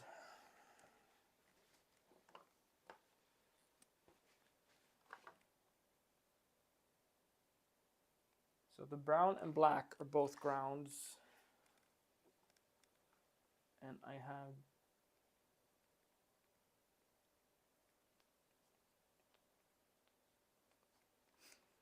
have... that's a good question, Derek. The three-way corners that we use on the original Rook 2020s, I don't like them. We used them because they were easy to get and it involved no cutting and drilling. But we just realized that blind joints are worth it. So if it depends on your build. If you're not building something that's meant for high speeds, like my scalable, it's built with corner cubes that you can attach three corners together in a cube. They're not the best, but they're really good for what they do. Second best would be these guys. So this type of thing. These attach with T-nuts to your extrusion, and it gives a super secure connection. Mostly because you're using at least 2 bolts in every extrusion. You're using 3-in-1 and 2-in-1. So that would be my preferred one if you're not doing blind joints. The issue with the Rook is that you can't use those. You can use them on the bottom, but not on the top. But drilling, not hard. I keep saying it, but it took me 20 minutes to do the entire frame for this. And that's including making a video while doing it. So it's not hard. It's something that you should really look into.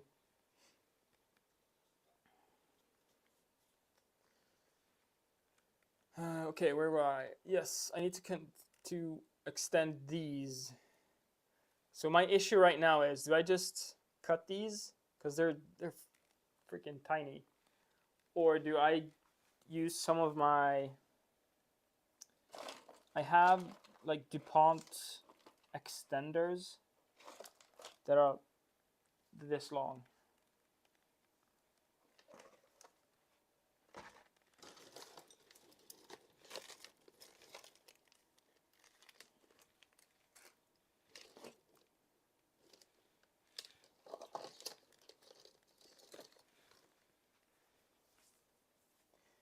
Sometimes you might use something other than extrusion for a frame. Yeah, if you're using something else, then yeah, these guys are killer. They're awesome. I'm gonna go find my extenders so I can just extend these for now without having to cut all of them. So give me a minute or two.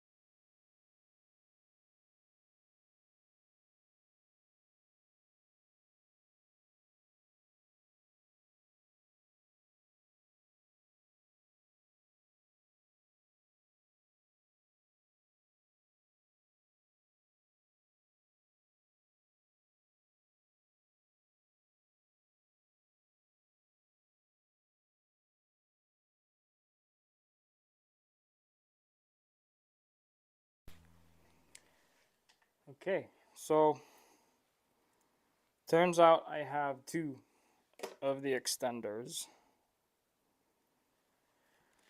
So I'm guessing I'm just going to grab this little thing, which is an actual microprobe harness, and cut it, and then extend what's on there already. So first thing I'm going to do is turn the printer around. That'll give me better access. Luckily it's just a Rook.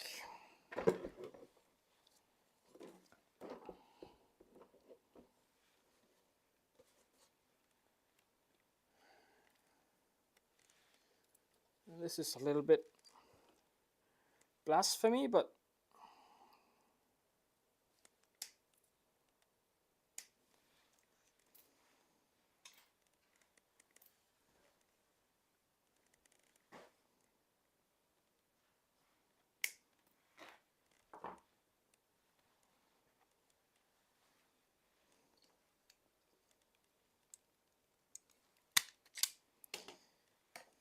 so my only issue right now is that I'm not sure that my heat shrink will work on something this small.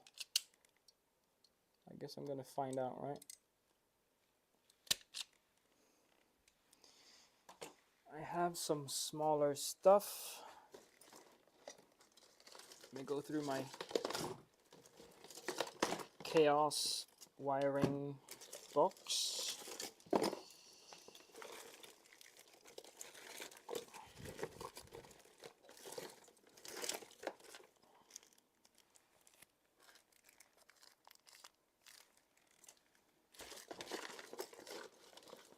I think this is the smallest stuff that I got. It's slightly smaller. It'll do.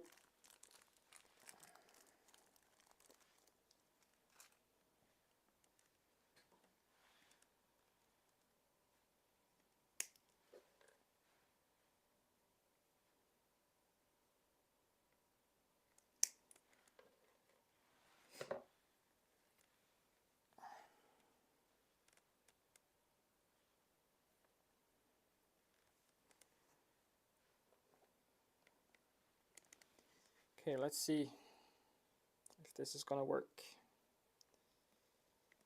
Separate everything, then put heat shrink on.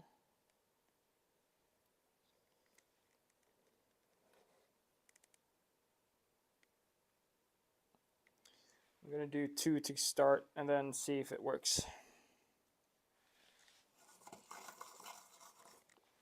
So let's tin this.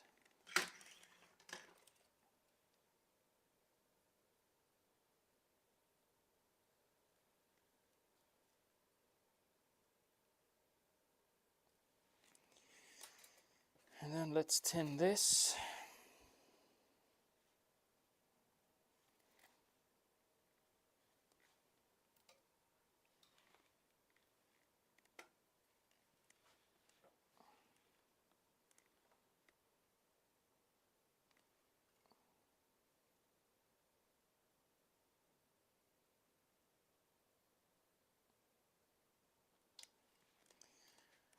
There we go. Let's just tin all this. Should I do that? Camera angle? I can.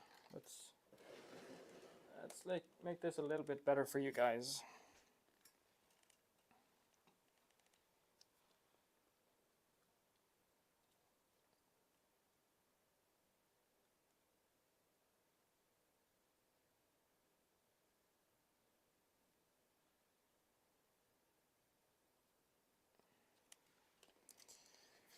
Okay, let's hope this works.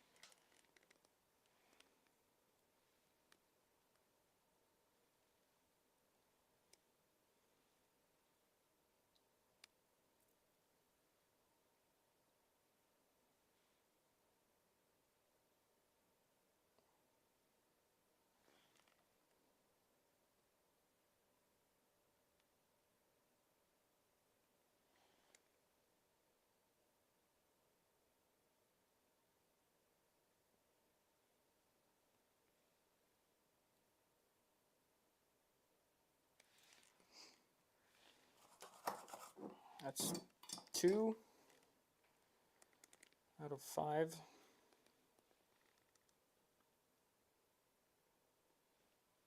Please let this work.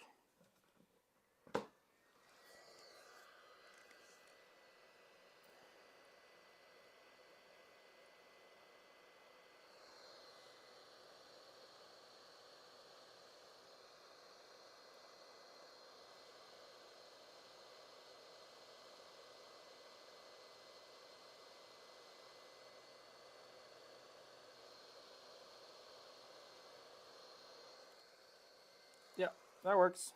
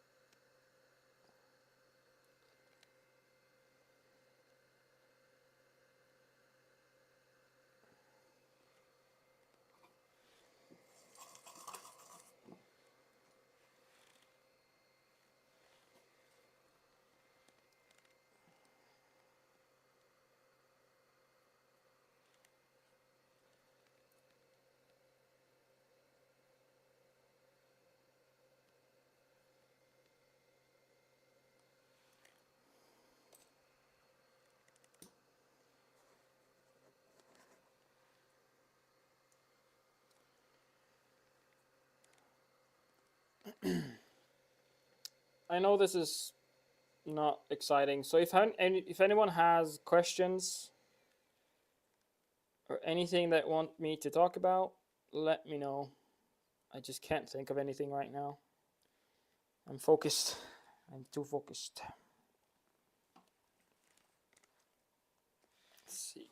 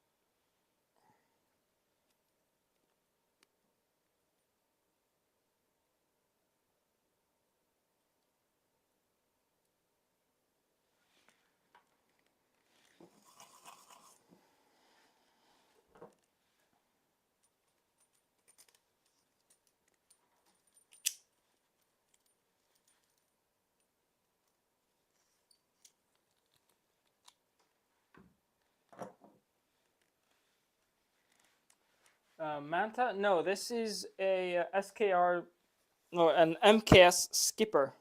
It's not a common board. I haven't seen it much.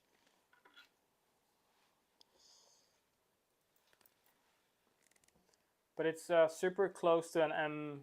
It's basically an M7P. That's what it is. It's a 7-stepper board with a Pi integrated. So it doesn't use a CB1 or a compute module of any sorts. It's just the Pi is on the actual board.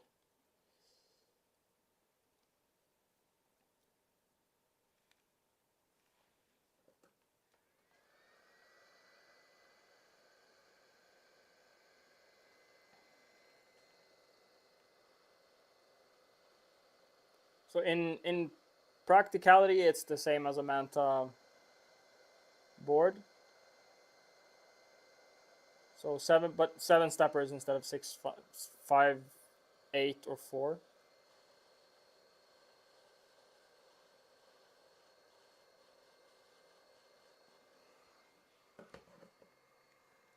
So let's see. That's what it looks like. So this part right here is the Pi part, and it has a removable eMMC, and then power part, fans and thermistors, and then steppers.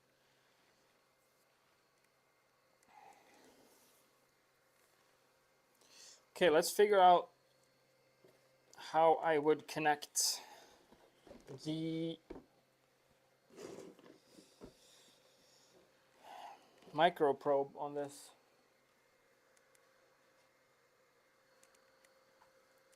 So I'm going to bring up my... Hey, Billy. I'm going to... Let's see if I can zoom in.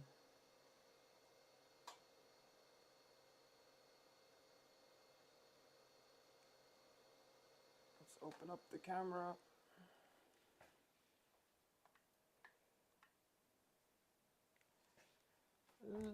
Let's see.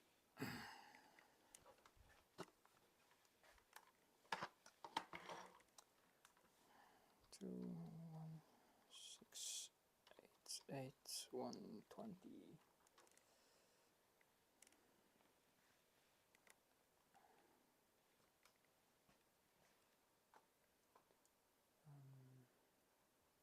Let's see.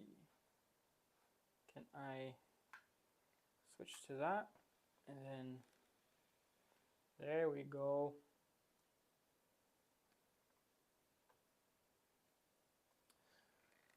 Yes, Billy. The skipper has the Pi built in. So I guess there's good things and bad things about that. But to me, this seems like a really nice packaged board. It's not gigantic. It still has 7 steppers.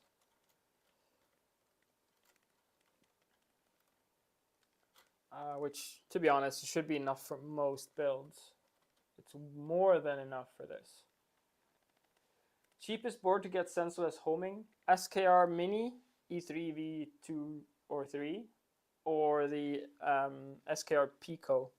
That's at least the ones that I know at the top of my head that can do it. I know Fly has some 2209 boards.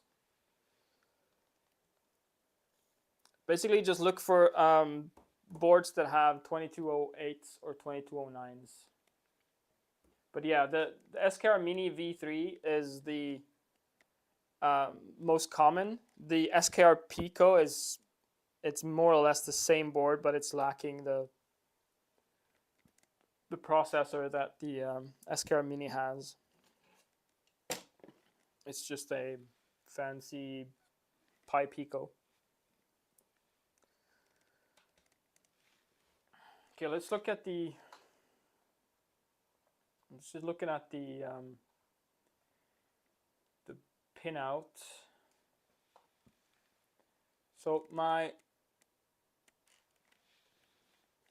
the wires from my microprobe right now has 2 grounds. So that needs to be fixed, and one of them needs to be connected with a data, so that'll be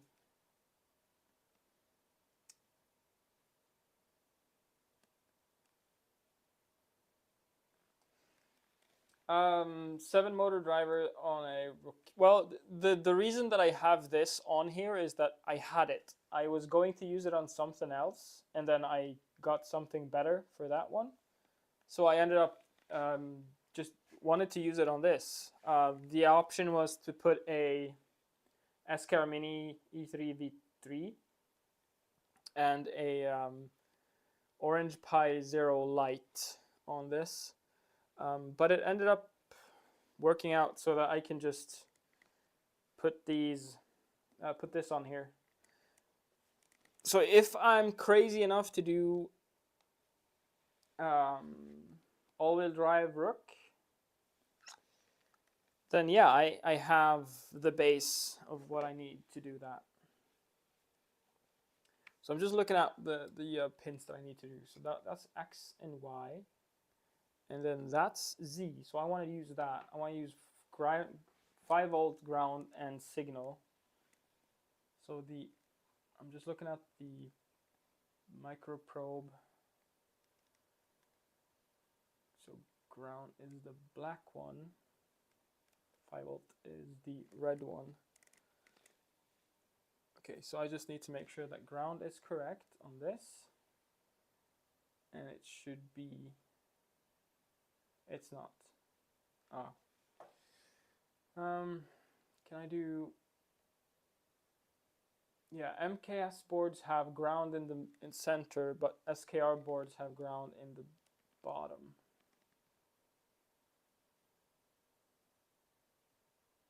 Big Tree Tech Rambo, I haven't seen that board in a while. So the thing that happened to me is that Big Tree Tech has been a huge help, and they asked me about my Pegasus build and just asked me what do I need. So I gave them a list.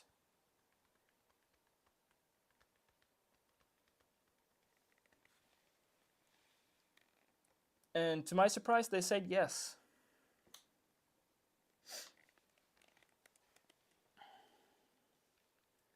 So I need to repin.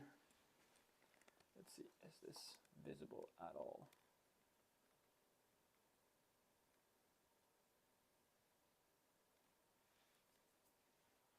Yeah. So I need to repin this. Right now it's ground, 5 volts, and signal, but it needs to be 5-volt ground and signal. So I need to swap these two right here. So let me just get that done real quick. I'll lift that baby up and pull that out, and then repeat. I'll lift this guy up. Let's see. And then pull that out. Oops. This is hard to do and staying in frame.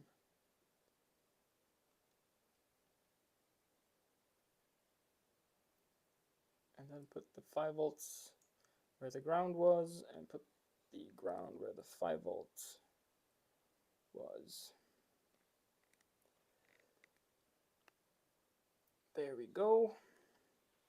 So now I can put this into the board at the Z end stop, which is the third one, and signal goes down. Okay, so it's that one.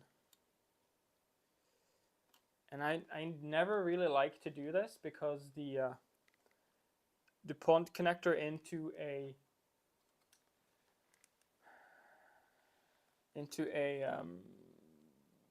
JST, it's not really that secure. So I might just pull the JST plastic parts, the socket off. That usually helps.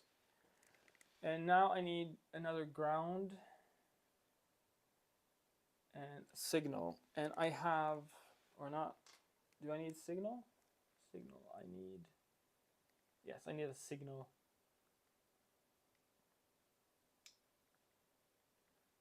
Let's see. I can use that one, ground and PB14. So it'll be basically 2 over.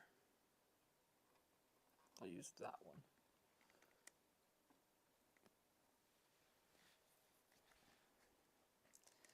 So I'm going to do a screenshot.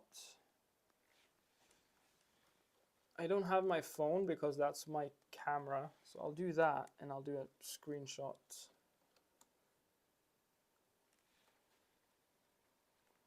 Well, actually, it's just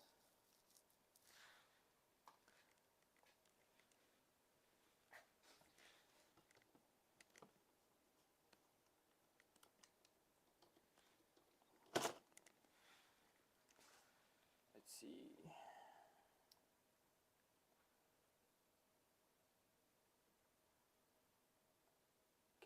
So now I have a screenshot of that. So let's just go through. I want to check that everything is connected before I give this any kind of power. I know that I haven't connected the wires for the screen, so that's next.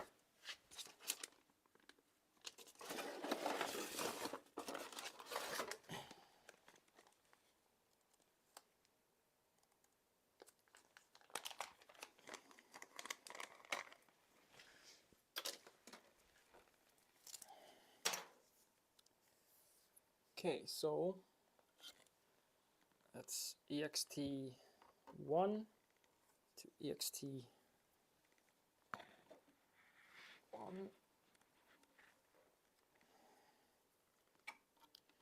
EXP, sorry. And then that one's EXP2 to EXP2.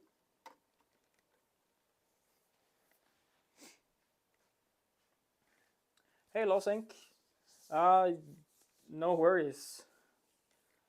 Don't feel guilty for not being able to show up for my stream. That's okay. To catch you and anyone else up, I'm trying to do all the wiring on this build before I try to start it up. So let's unzoom the camera.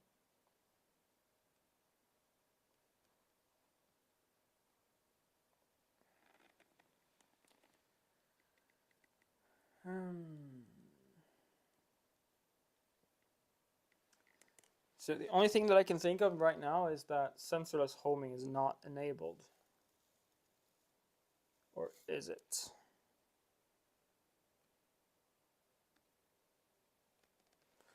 Let's double check that.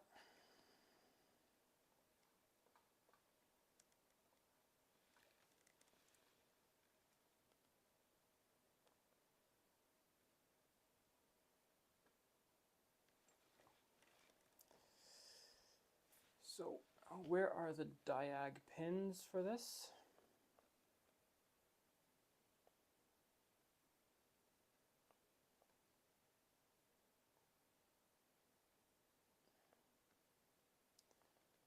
There they are. So I need to figure out if I need to put in anything on the steppers to make them work.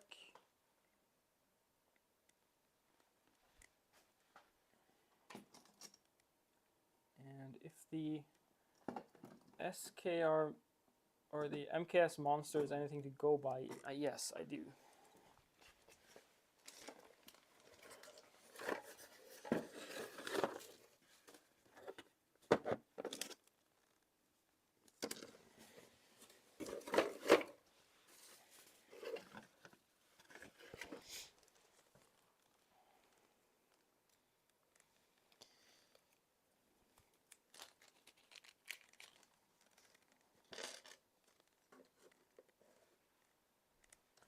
So I need to put in a pin for all of the steppers.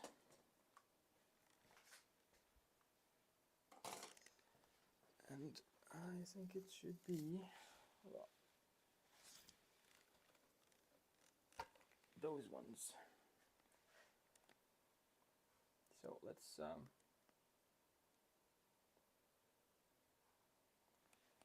so right now I'm putting in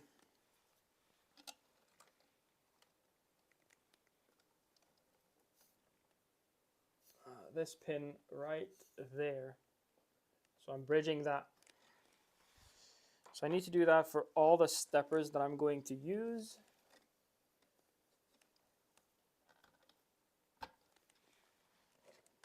So that'll make the steppers fully functional within as of 2209s.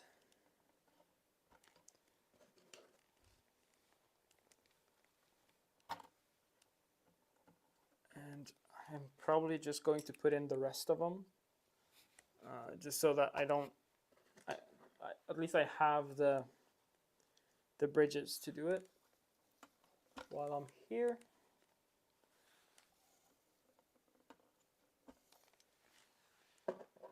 And then the diag pins, I need to put in diag pins for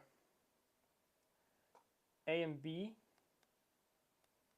or X and Y. So that should be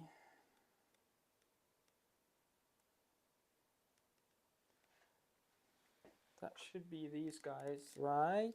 About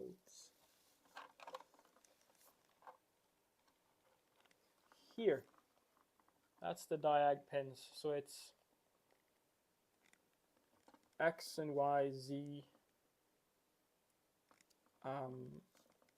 E, and then E0 and E1. Or no, Z, X, Y, Z, E, Z2, Z3. So just the front two, or the top two of these, needs a pin. Let's see.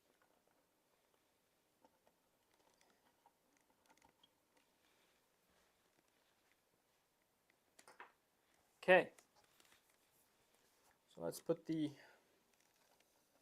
steppers back in.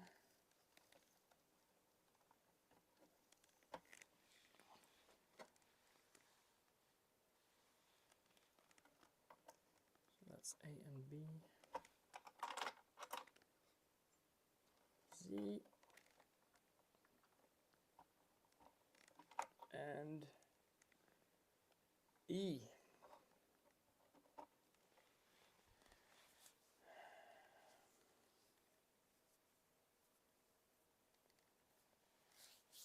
That's a good question, Derek. It really depends on your availability and what you want to do. If you're going fully custom and you want the challenge of just using what you have, or you can get super cheap enders from like old print farms and stuff, that's a good way to go if you want to save some money. But if you want to build like a really good, nice Core XY, I don't think there's any reason you shouldn't just get what you need in the first place. Depends on what you're building. There are specific projects that are based on a cantilever printer to start off with, so you could look at those. Depends on what you're using as a base, really. So I'm just going to cheat for wire management and just push everything underneath the power supply. Is that last one in straight? You mean the extruder stepper? Yes.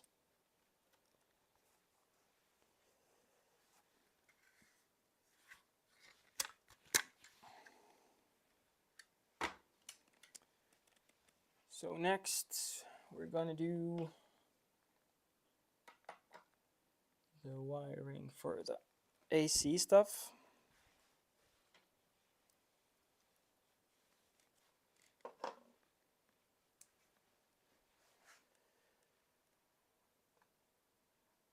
Yeah, so if you can get like super cheap refurbs, that's a really good way to go to get cheap motors and and stuff. But just keep in mind that you're going to be using like the cheapest motors for your build, so you might be limited on current and speeds and all that stuff. It really does depend on what you're building. Okay, so I need to attach 24 volt first.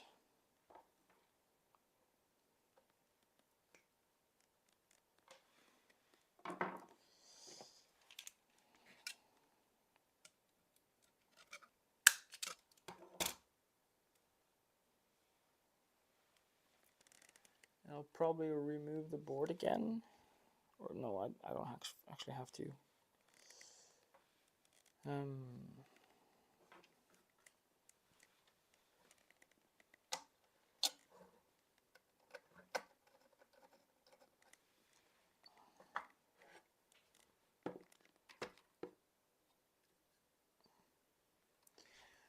Let's double check polarity.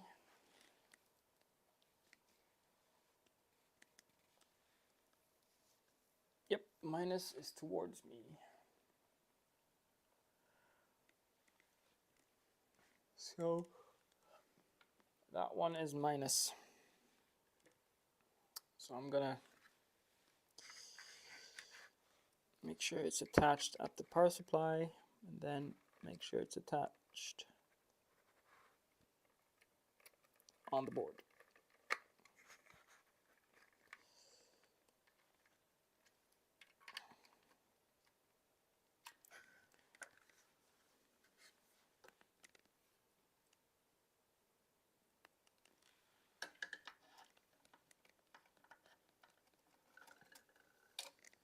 And again, I should be using ferrules. I don't have them. I'm confident in my wiring so that I won't have an issue. Just remember, don't ever put solder on these connections that's going into screw terminals. That's just a bad way to start a fire.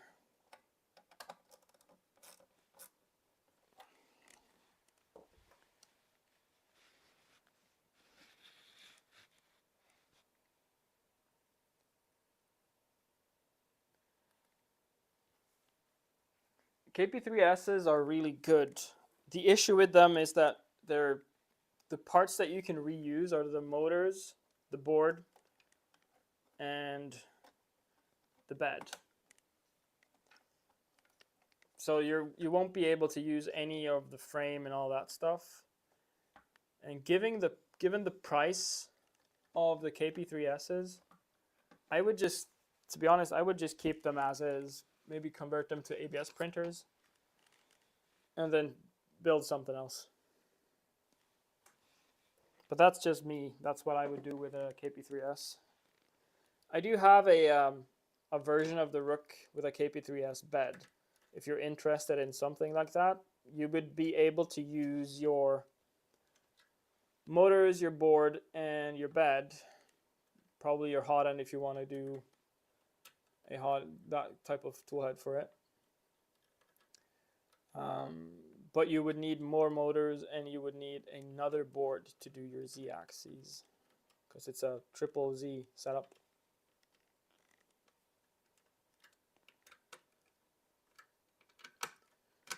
It's not been fully tested. There's one being built right now of those.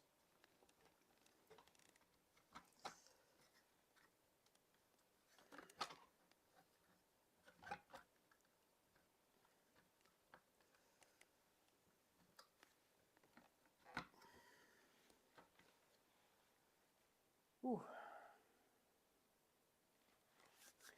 KP3S Pro is 200.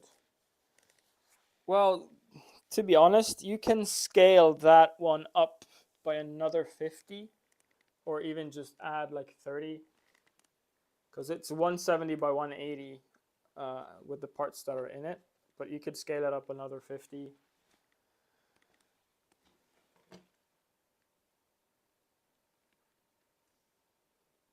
That would be quite easy to do.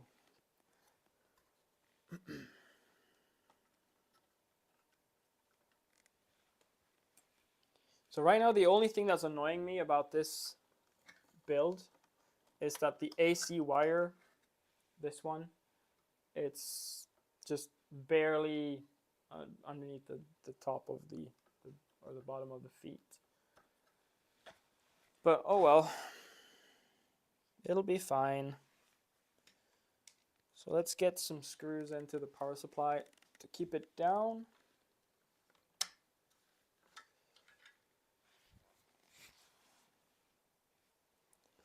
Okay. That cover does not want to be there.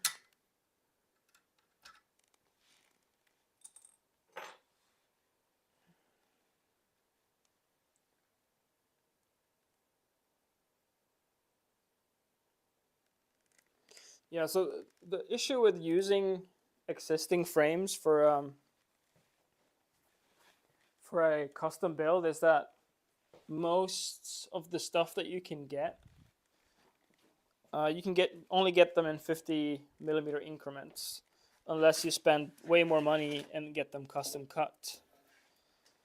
So it's kind of hard to design around them, but it's not impossible.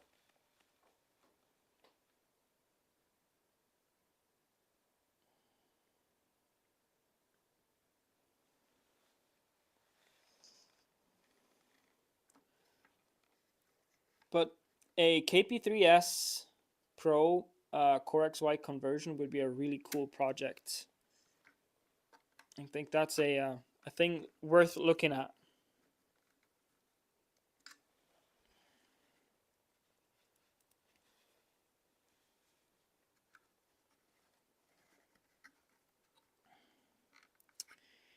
It seems like the idiot that designed this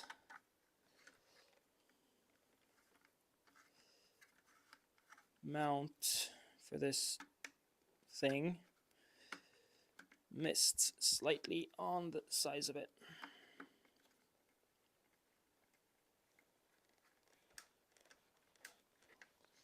So whoever the idiot was to design this thing needs to do something better. Well, two's enough. I might want to do the skirts over again because I want to integrate these wires so that they can slide straight down instead.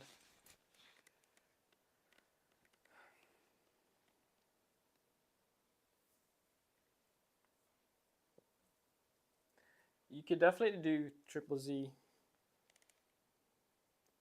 On smaller printers, I've noticed that you don't need 3 sets of rails or rods to do triple Z. You just need 3 motors and then 2 connection points. If you look at the Bastion, we're only connecting the front of the bed to the frame. The rear is only connected by the belt, and it looks like that's what's going to end up happening with my 180 Rook as well, because the guy who's building it claims that there's way less binding when you're only using 2 rods. Might be something to keep in mind.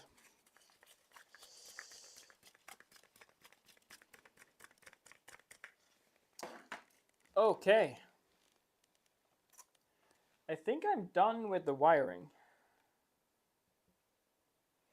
So yeah, so Derek, if you look at the, have a look at the Bastion CAD, because on the Bastion, the bed is only attached on the front 2 rails, even though it's a triple Z setup.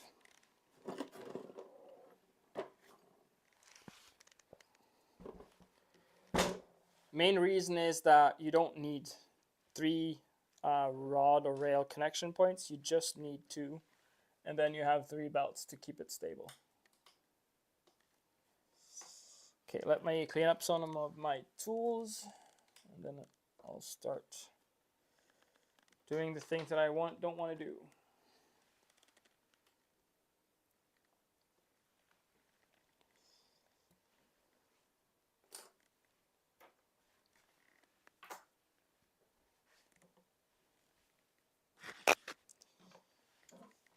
So, but this only applies on small printers.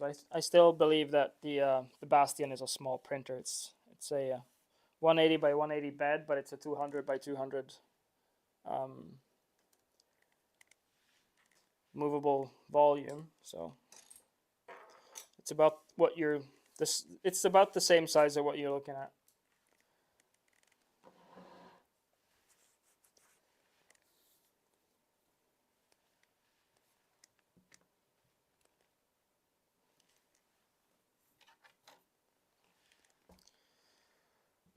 Okay, I think it's time.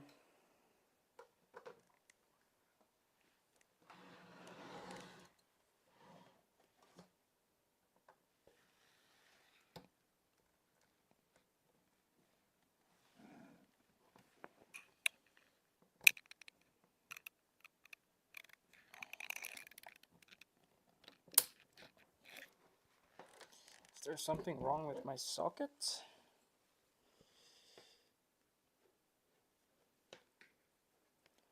Yes, there is.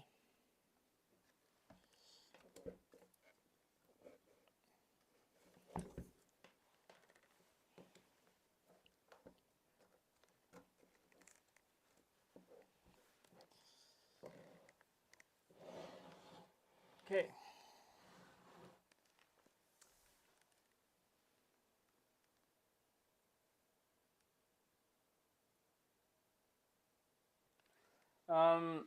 So the 150 extra on the scalable is there to make sure that you have enough room for big tool heads, because the scalable is made to fit big tool heads. Let me just give you an example. This is one of my tool heads for my scalable. Like, that's the size of it, and it still fits. So if you're doing a skinny tool head like this, or something like the Rookery or Sentinel, like anything smaller, then you can cut that down by quite a lot. I think you have, so on X you have 150 millimeter for your tool head, and on Y you have like 90. So that limits, you have 90 to 100. So that limits your the size of your extrusion. So you can cut it down by 50 and still have enough room for a decent tool head. I would start playing around with the CAD and have a look at the size that you're going for. But at some point, using those two extrusions compared to the price of just buying something else, usually extrusions are fairly cheap, right? So at least for most of the world, not here. For me, it's expensive, but for most of the world, extrusions are cheap. So you might just keep that in mind, that getting two extra extrusions based on the ones that you can buy or use might be easier to just get something else.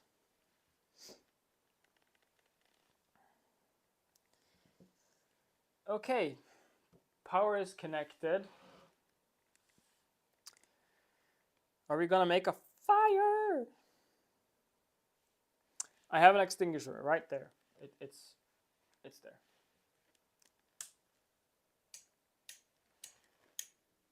Okay, micro probe works.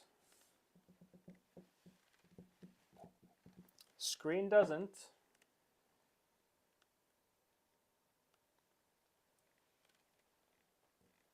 Which is weird, because that's the only thing that I have tested and worked.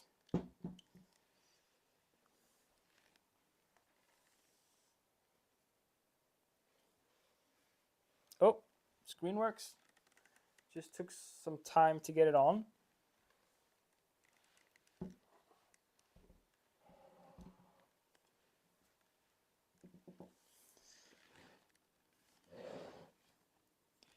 And it's finding the thermistor.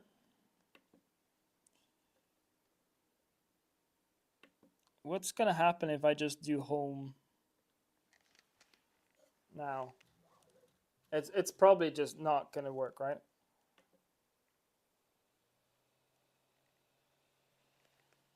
Nope. Did not work. But it powers on. the fan did kick in. That's a good sign. So I'm guessing next thing would be Klipper and getting my config correct. Yeah. So I need to connect this to my Wi-Fi. So let's do that first. And on this one, it's quite easy because I can remove the eMMC out the top of the board because it has an eMMC and not an SD. And then I have my reader right here.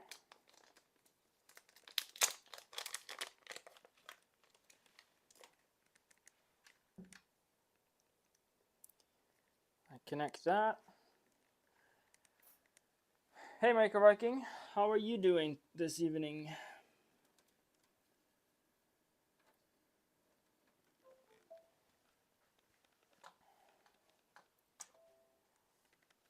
Cancel. Cancel. So let's see.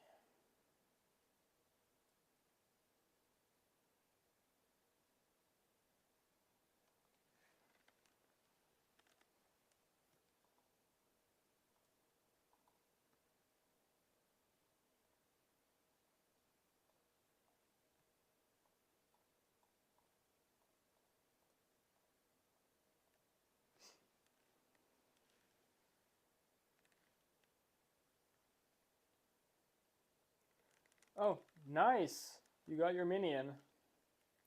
I'm doing good. I'm not sure how to connect this to my Wi-Fi because the RMBN that it's using doesn't use a normal setup. I might have to SSH in through USB. I think that's my only way to do this.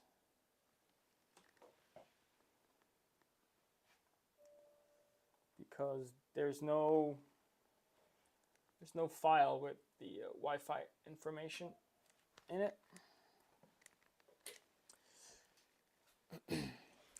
A1 Mini is gonna be fun though, because you can start doing multicolor stuff. So I'm guessing you're gonna start designing multicolor stuff. Or am I just assuming too much?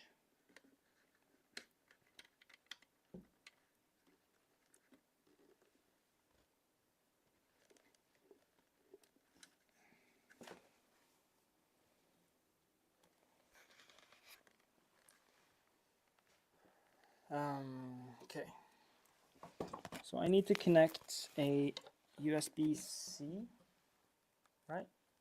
Yeah, USB-C to my computer. However, I don't have a USB-C that's long enough. Or do I?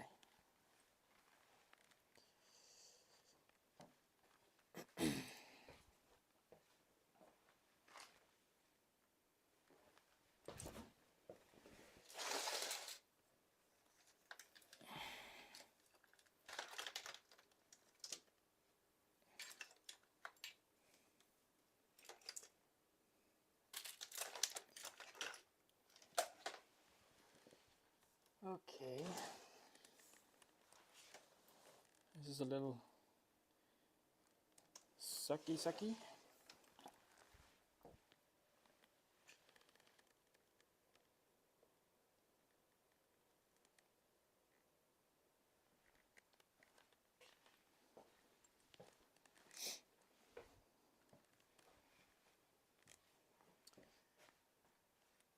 So my issue is that these are the longest USB-Cs that I have, like this one. That's just not... I mean, if I can get it in, I can put the printer on like my chair right here. It only needs to be enough to get the thing connected, right? So let me loosen the power supply.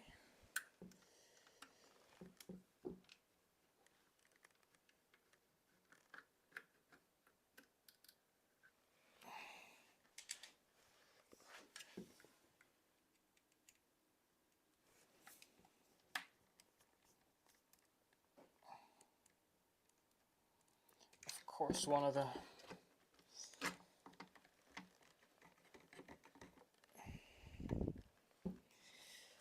the bolts just stripped.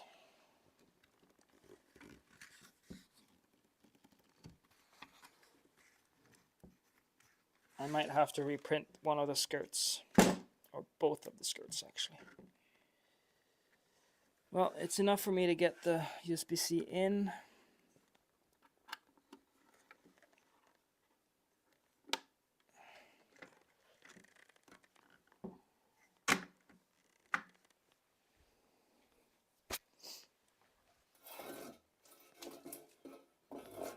Let's see if I can make this work. So if I put it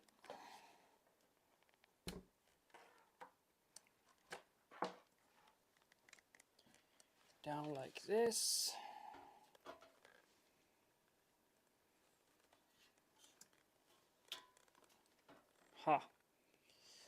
let's just hope this is a data USB-C.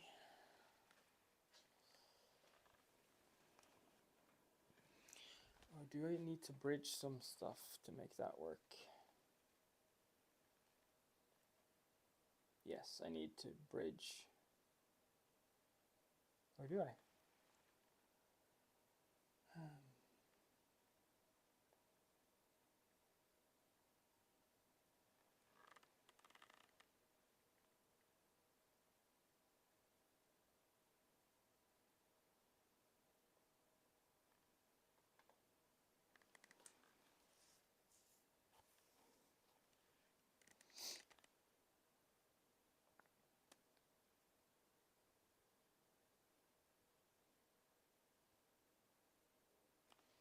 I think I need to power it manually.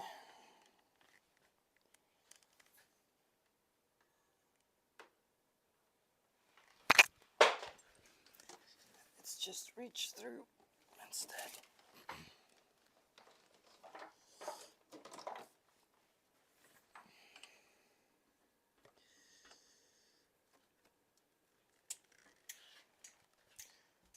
I'm sorry everyone that this is not exactly fun or entertaining, but I didn't actually plan on getting this far today.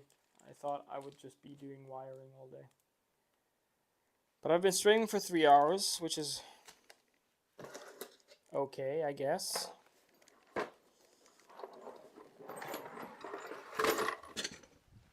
But I'm at the point where I just want to get something done. If I can get it to home, I'll be done.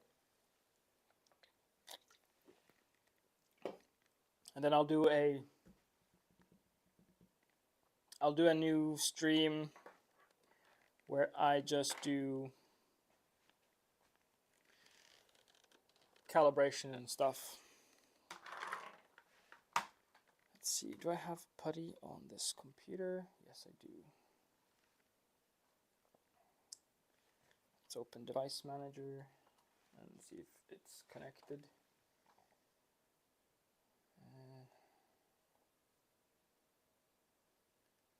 Cannot see it. So I'm guessing that USB cable is not a data cable, but this one is. I hope.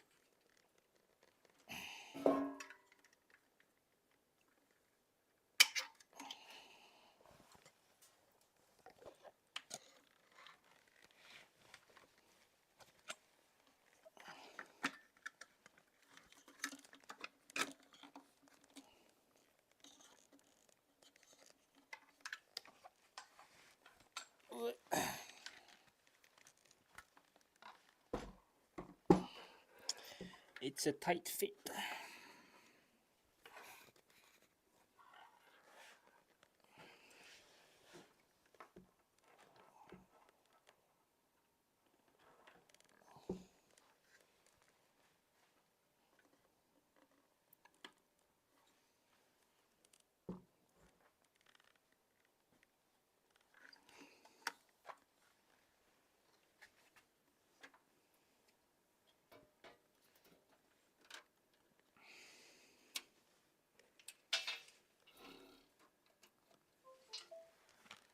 Well, computer saw that one.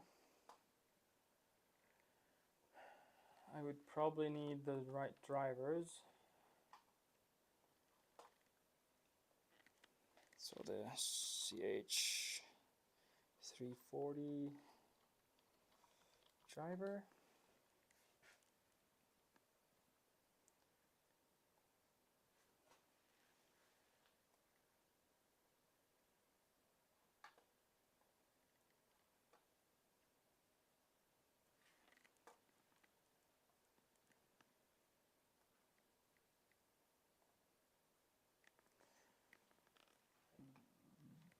Let's do this. Yeah, now we can at least see what I'm doing.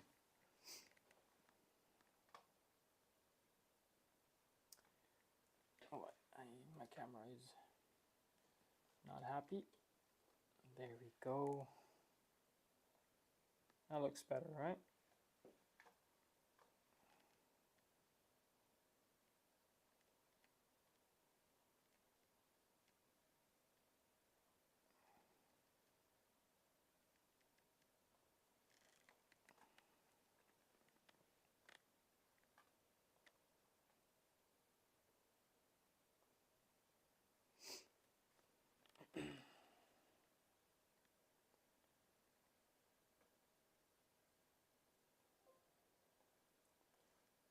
Okay.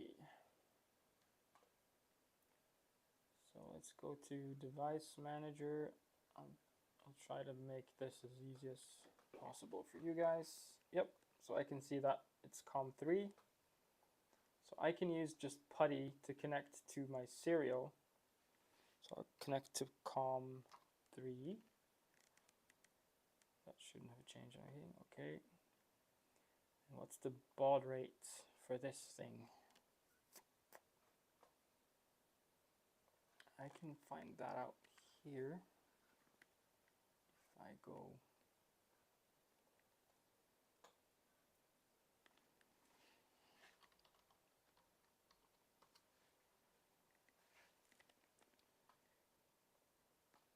to there.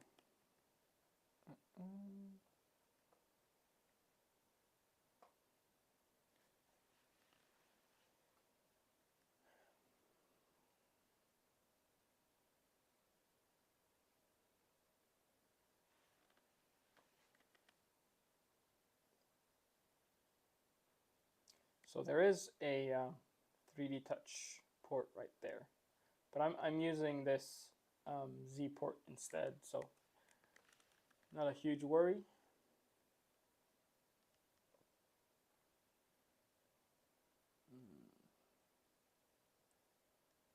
Yep. There we go. Let's go to putty again, serial. Let's put in the baud rate.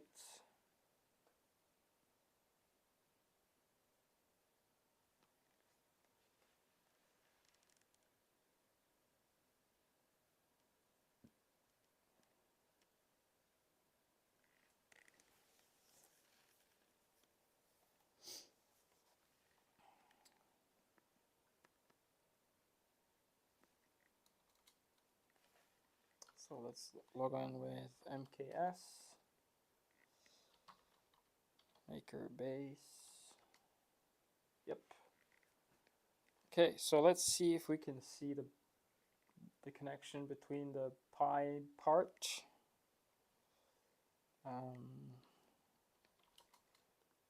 Yep.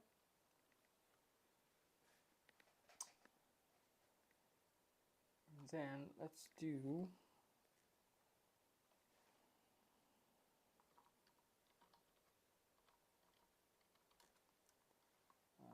pseudo, of course.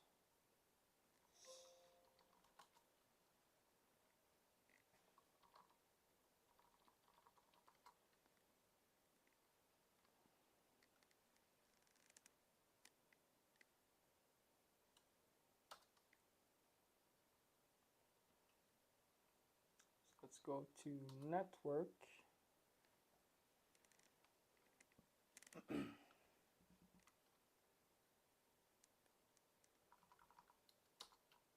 Wi-Fi, and that is my one.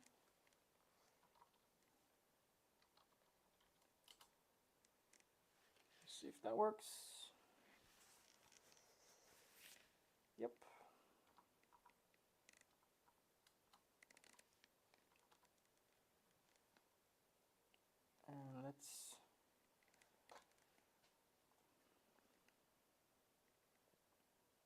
Okay, so I'm going to check my Wi-Fi. So I'll just give you the normal view for now because I need to log into my Wi-Fi router. Let's see.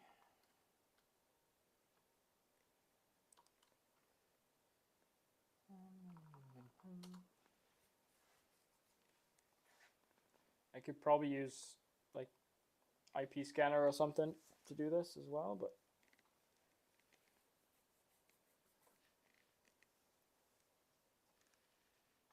yep, there we go.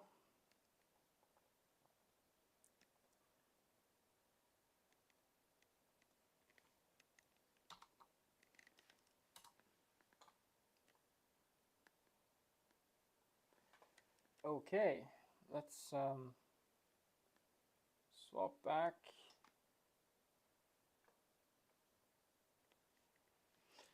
Yeah, I'm guessing you would maker or Viking, probably. If I had one, I would print them, but if I had one, I would probably start designing stuff.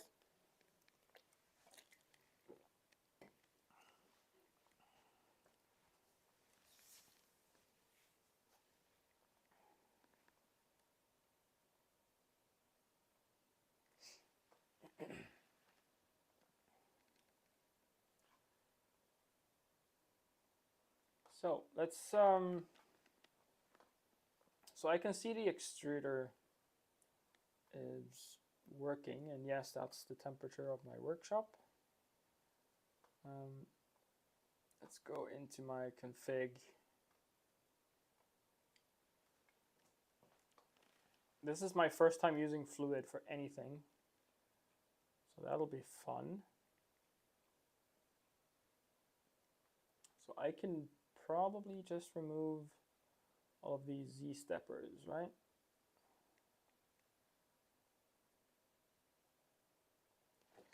You know what? First things first, let's close this and then duplicate, and then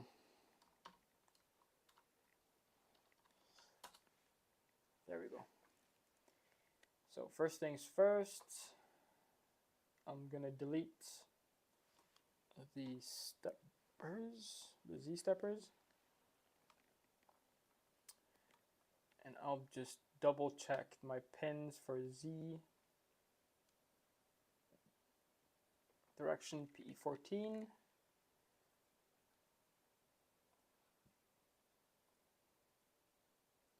That's not direction.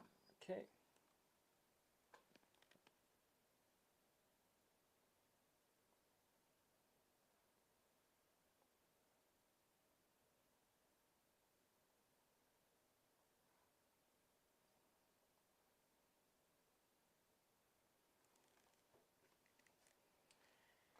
So what I'm looking at here is my Z1.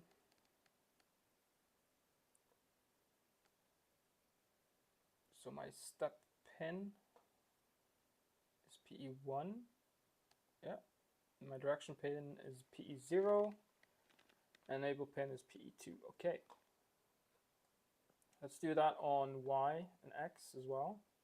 So enable 15, yes. Step 14, direction 13, yes. And on Y, it's PD14 for enable pin, PE4 for direction pin, and PE5 for step. Okay, so those are right. Those are set up correctly. And then extruder should be 6, 4, and 5. Yes.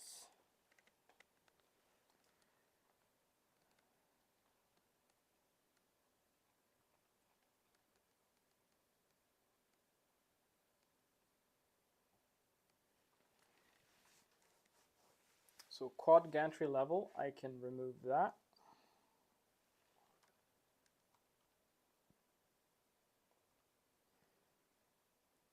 The probe part, I just need the pin. I can remove all of that. Sorry, my camera just keeps falling. It's just taped to my screen. And I'm going to go to my GitHub and go into my repositories, and I'll go into my backup.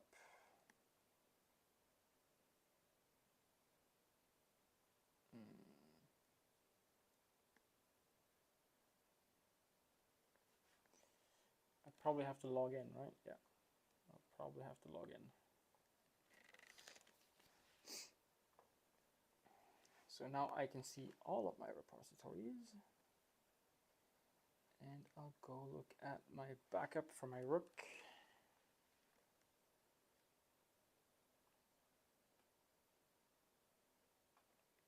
And my printer config. And because this is using a micro probe, I can just grab this entire thing. It's PB15, okay. So let's put that in there and change that to PB15.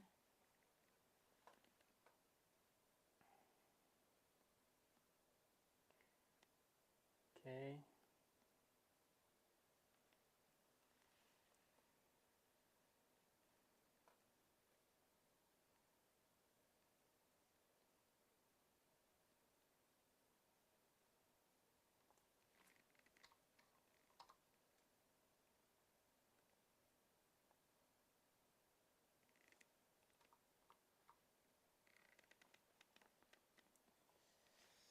That's 6.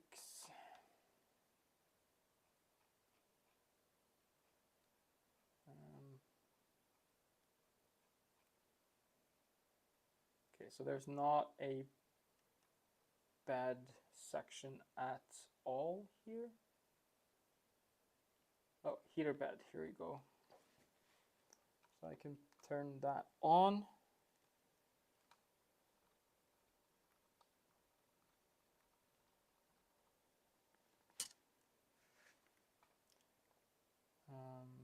So let's look at my fans. So I have a fan connected to, so the first fan, I didn't get a picture of that. Well, I have the printer right here. Oh, I don't need to have it connected to USB anymore. So my first fan is that one.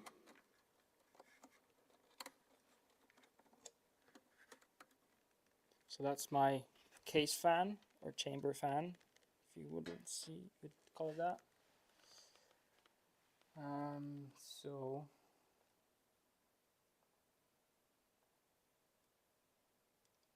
heater fan.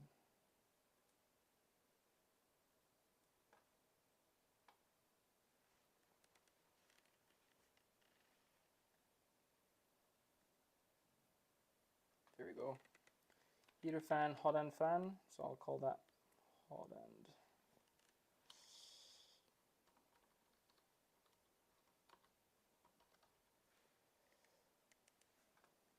Oh, sorry, that's case sensitive. Yes. And okay, and fan 2, that'll be changed to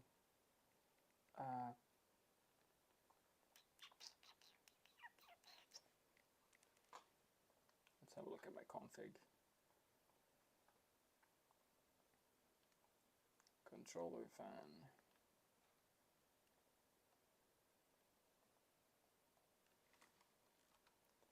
So that's PA0 for the controller fan because it's connected to that one.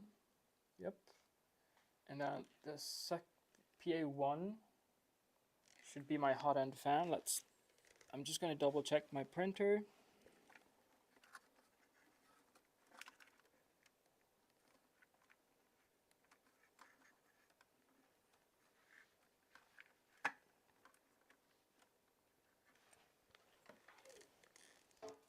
Yep, it is. Looks like I actually managed to get all this correctly set up. And then last but not least, I want to set up my hot end fan.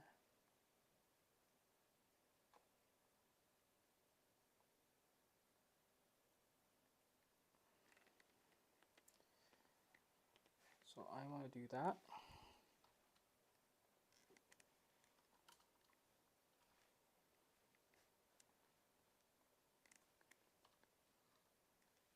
So this is not a super powerful one, so I'll put that on 0.8. I can reduce it later if I need to.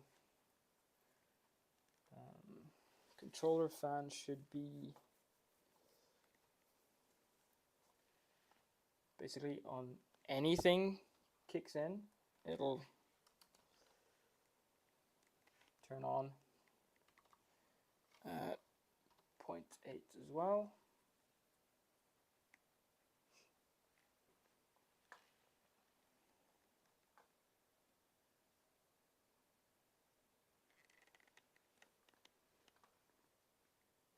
So let's see. I need my homing macros.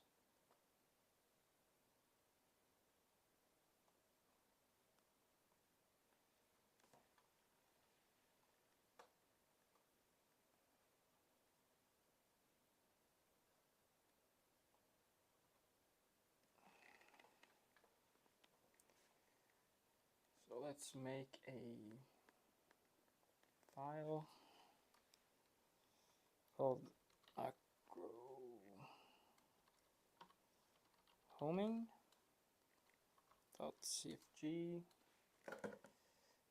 Let's just put all that stuff in, save, close.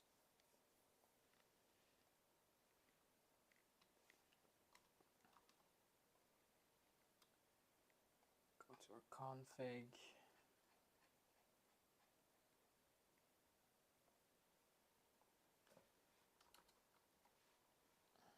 And do include macros homing.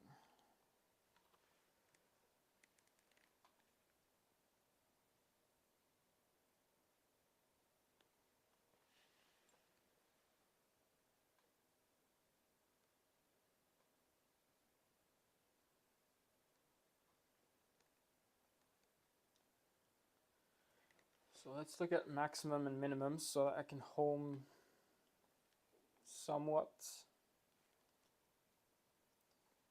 So position end stop on X is 120. That means position max is 120.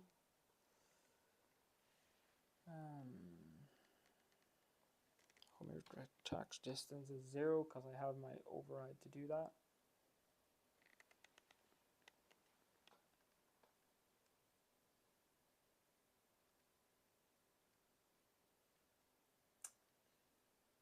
And on Y,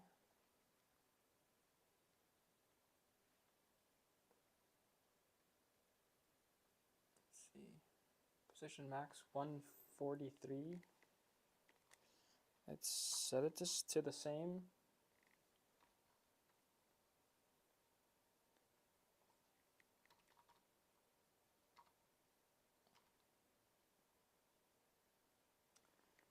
And I'm going to retract 0.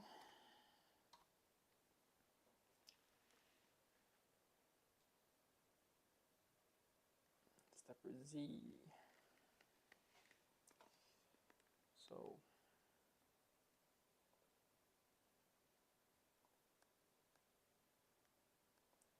Z virtual unstop is on. Gear ratio is not correct. That should be 4 to 1. Rotation distance 40. So position max,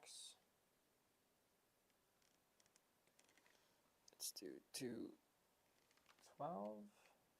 Position min is -5, that's okay. Homing speed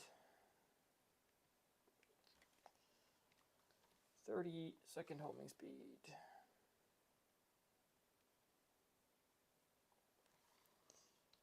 Off. Because my override does the same. Okay. Extruder. I don't need to worry that much about this part, but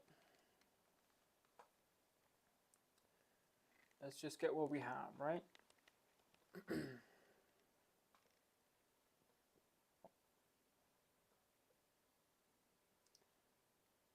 So rotation distance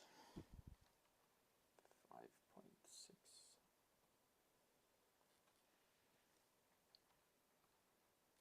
Then I'm not using gear ratio for this. Klipper is so fun.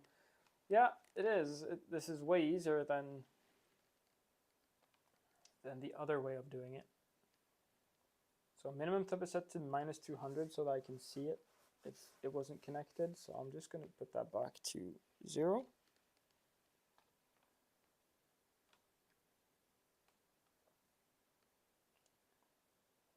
I'm not going to go over that for a while, but I can do 300 just because that's what the hot end does. All that is not needed.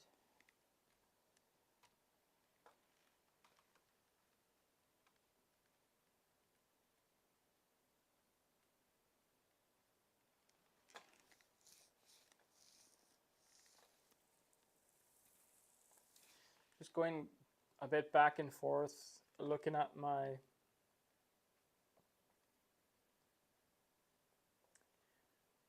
different offsets and whatnot. Let's see, probe the Y offset. I cannot remember what the Y offset is on this, so I can measure it real quick.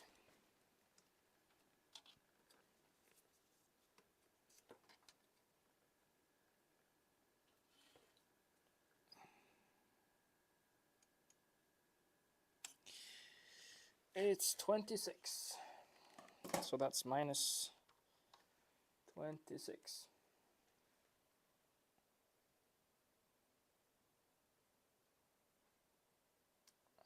Bed mesh, I'm just going to copy it.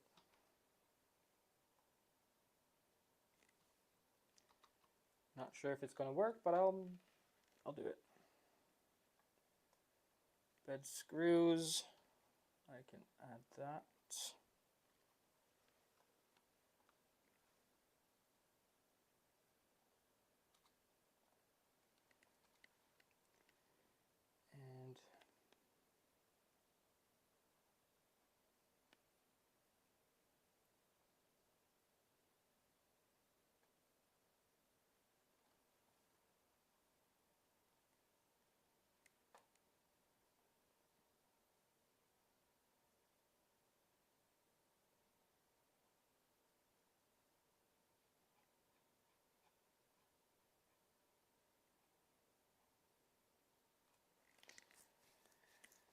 And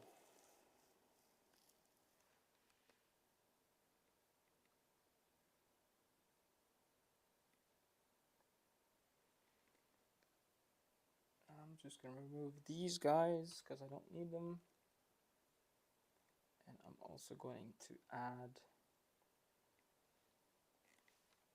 these guys, but not that one because it was already there.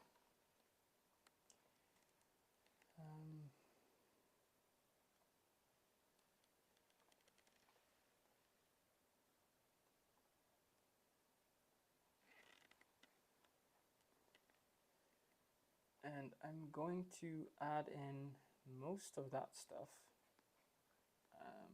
at least my macros. So I'll do those 3.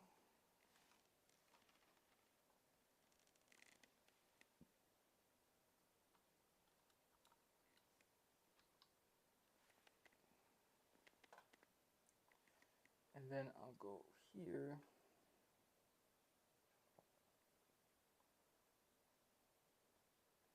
I'll add a new file. Let's call that macros. 1.cfg.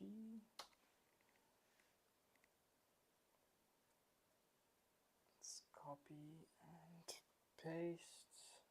Save. Back 1. Macros 2. Copy.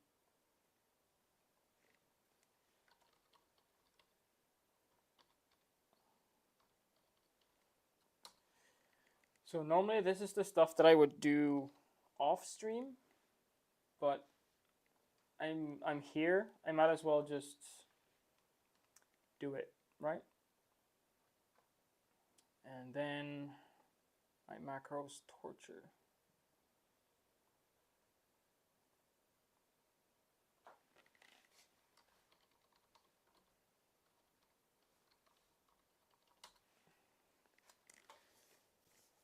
All right.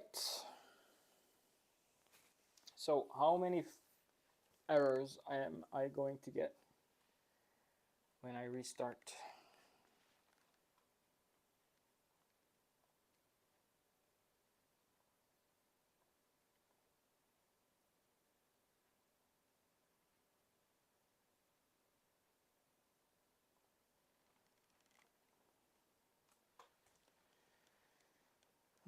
Homing override and safe Z homing cannot be used. Well, that's a good point. Easy fix, right?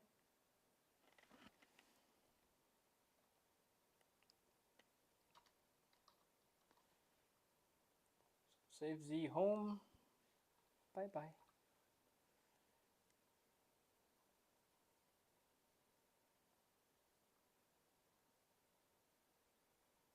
Z offset in section probe must be specified. That's easy.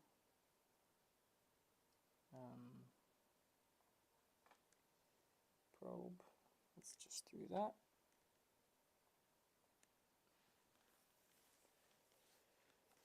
This is the part that I really like about Klipper, that you can just quickly run through all these. This is so much easier.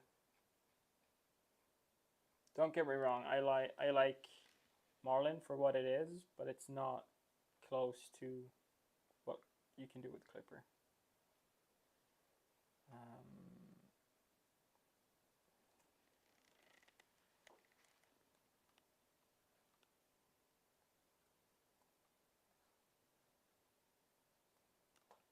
Idle timeout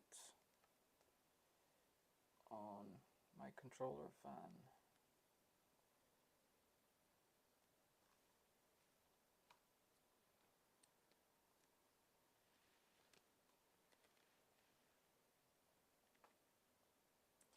Option stepper is not valid in section heater fan, my controller fan. Well, it is. Not sure why.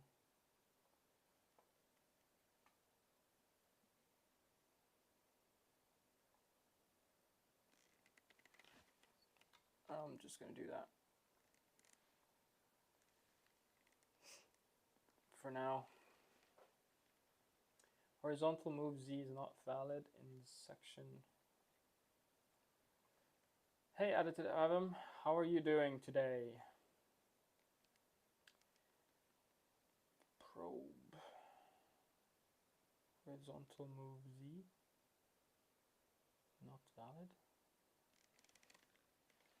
Okay, let's just remove it.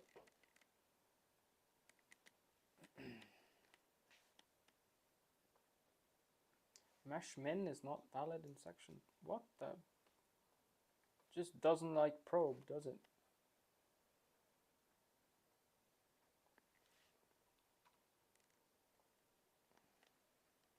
Mesh min is not valid? Why?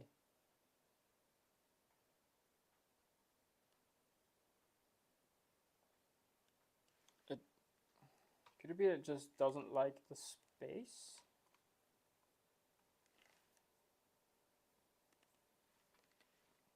Mesh min is not valid in section probe.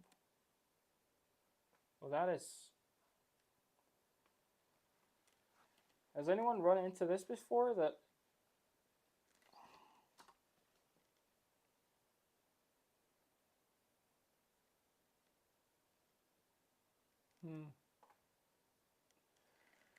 I'm gonna grab probe part from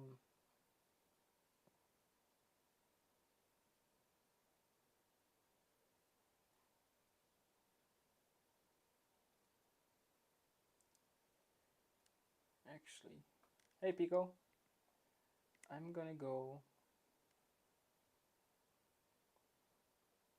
because that's not a micro probe setup, this one is. Mix of common, maybe? I'm just gonna go and grab a actual micro probe setup, because I just remember that my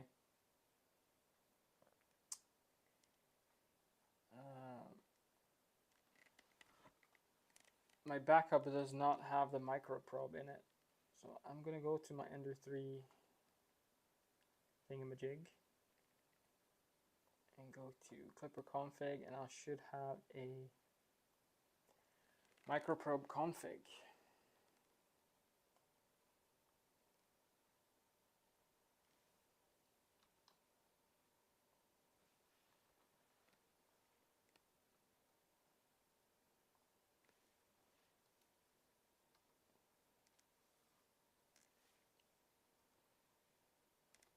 So let me grab that probe.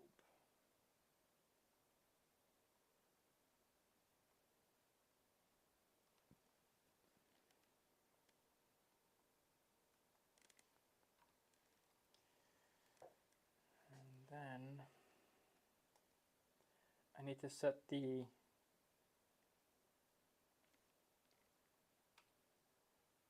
offset to minus 26 and 0.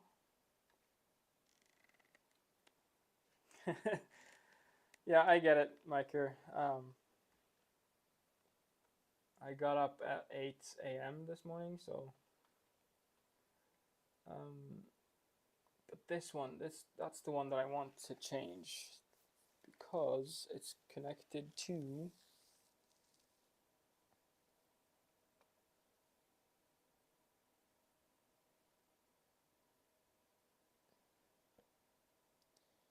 PB14.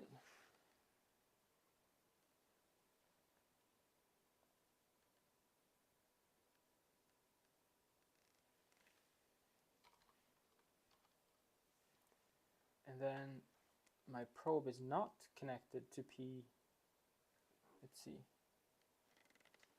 It's connected to PA15? No, PB15. Yeah, PB15, that's correct.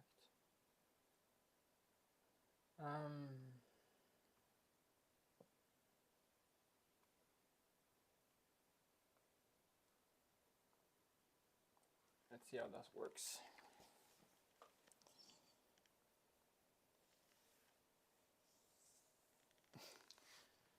Failed automated reset of MCU. Let's just restart Klipper and have a drink.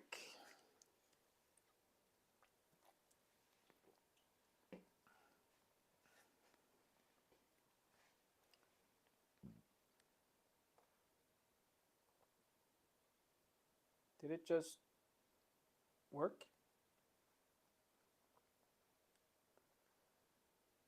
Did I just make it work? I can see the bed, I can see the extruder.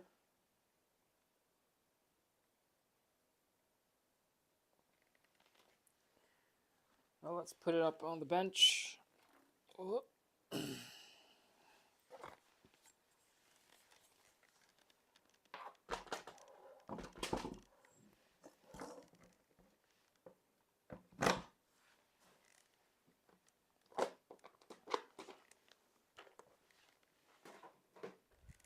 Let's switch to my main camera.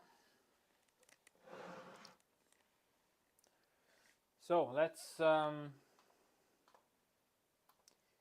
there's nothing to it but to do it, I guess. Let's try the home X.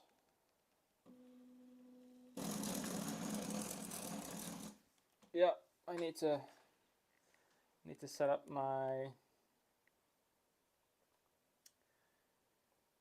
sensorless homing. That shouldn't be an issue.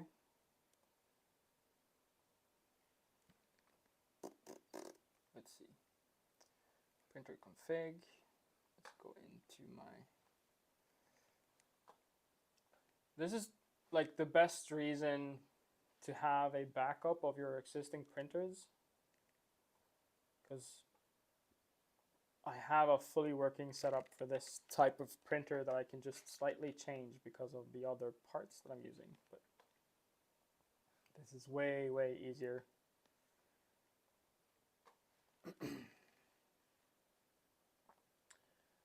So I'm just going to go and grab my diag pins. That's probably what I need, right? Let's switch back to my screen. Oops.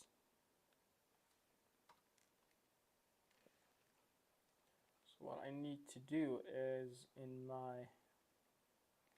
I hate how they do this, in my stepper X. So I need to put in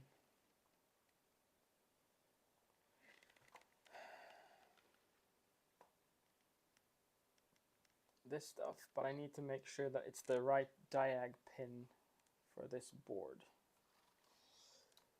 So let's set stealth chop to 0 first.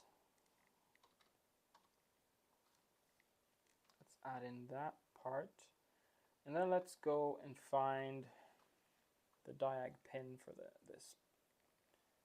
So my X motor, my diag pin,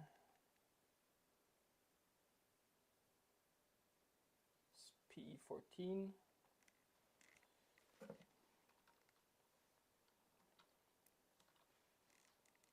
And then for my Y, let's see.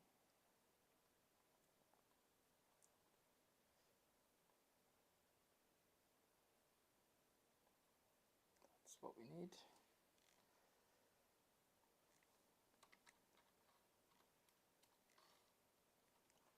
My Y diag pin is PE14.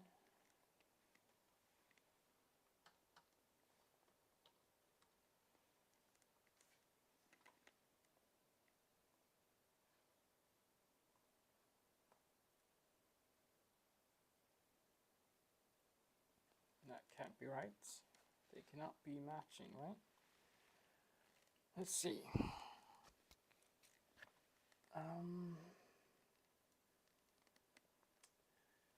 So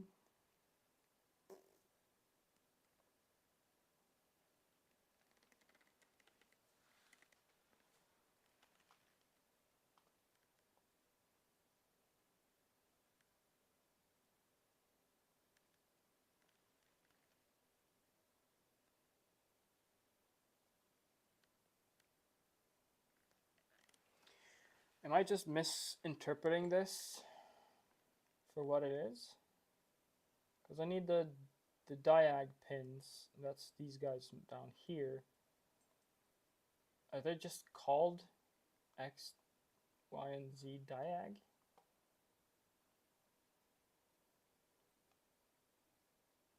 Oh, PA14, PA15.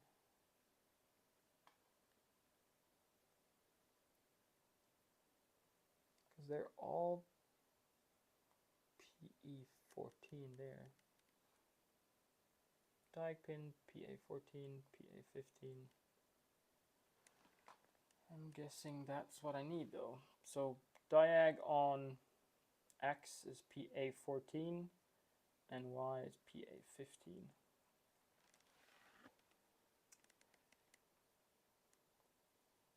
I'm probably just going to do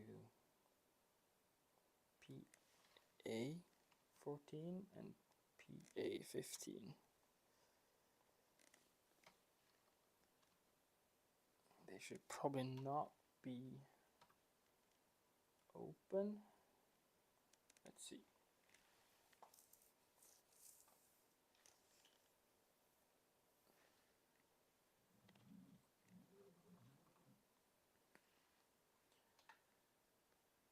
Okay, let's see.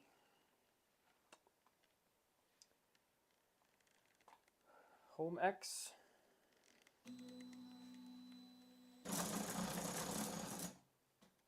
Nope. It might just be sensitivity. Let's quickly just turn down sensitivity. Let's put it to something like 60. That's half of what it is, right? So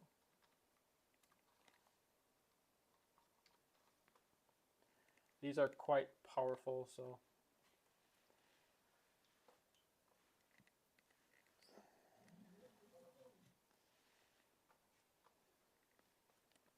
I just want this to move. No. Okay, so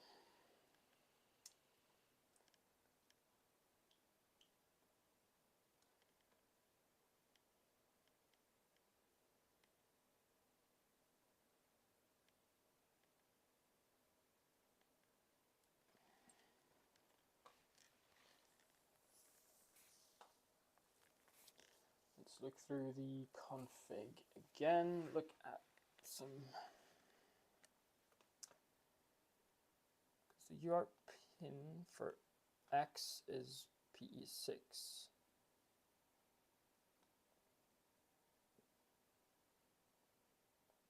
Yep. And for Y it's PE3. That's correct. And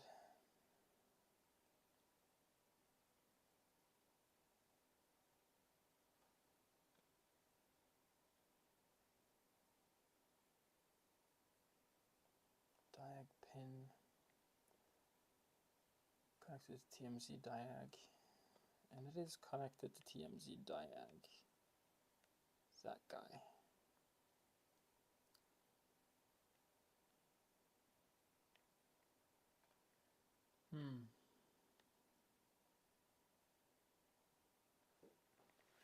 Let's do what you're all thinking, right?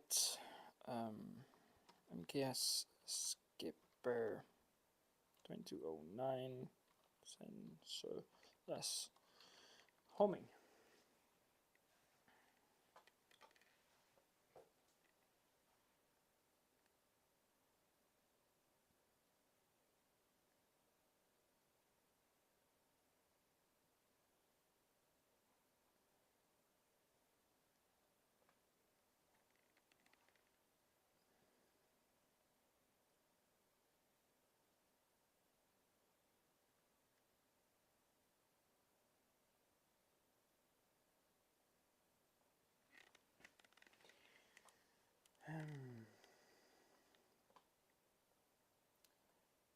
Let's just read through.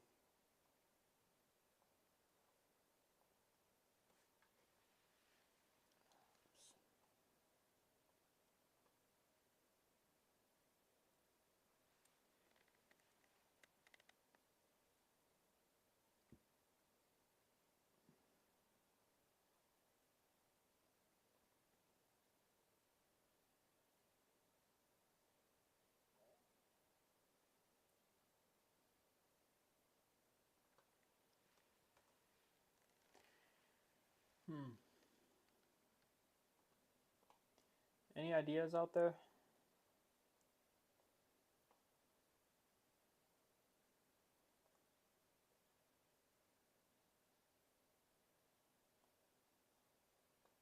Have I set my end stop pin to be? That's the one. Because I need to do.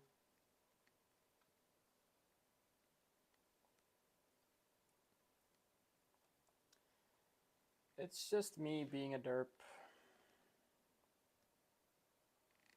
Let's see. Let's make sure we save that there.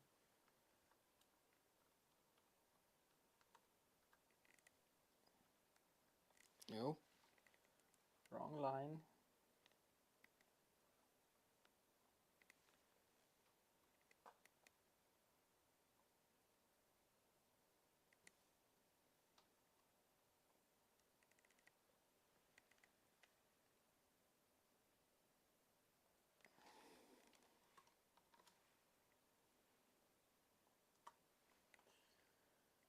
Let's see if that worked.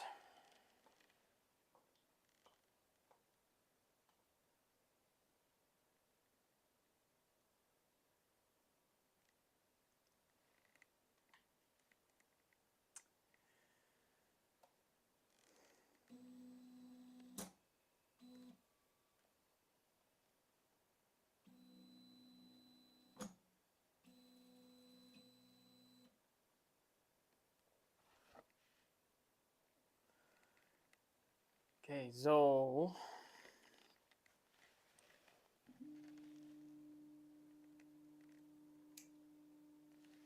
yeah, Z doesn't work. So what doesn't it work with Z?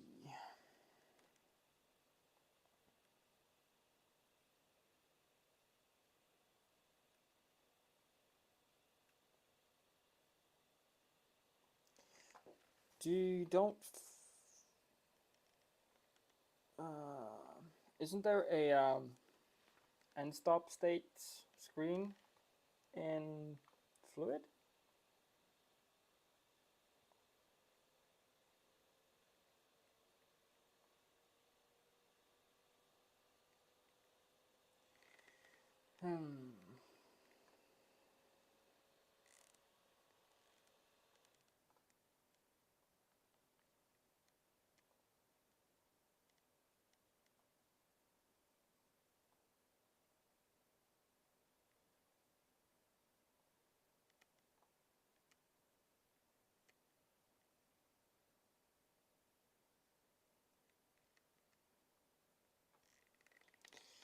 So I'm guessing that there's something wrong with the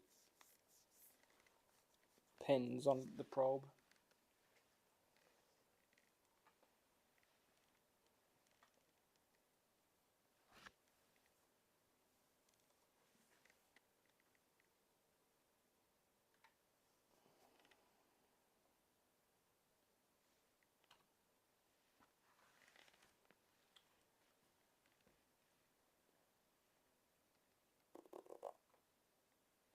So first thing that I'm going to do is I'm going to invert the z-axis because it went down instead of up, or position max, position min. Yep.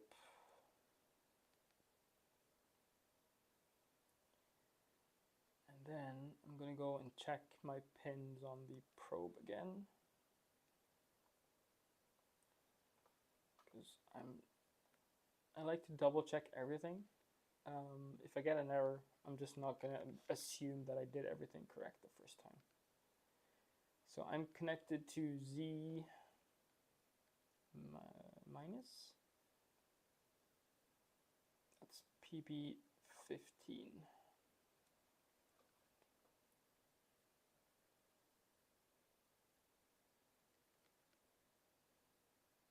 And then my probe is PB14.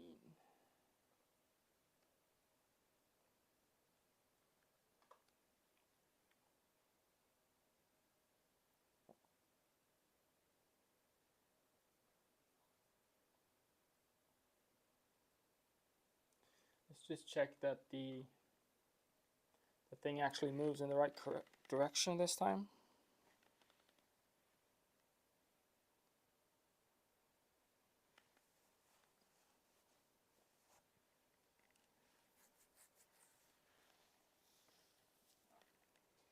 I would love to just get the top part moving. Well, it does move now, but if I can get Z to move like it should, I would be very happy.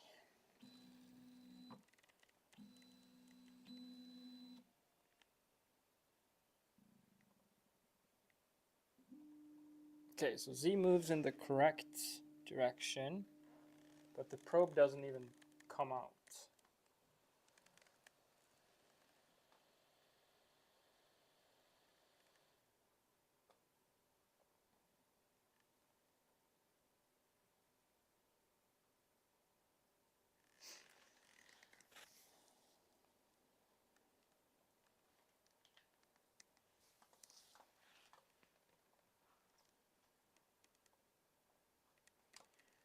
Let's see.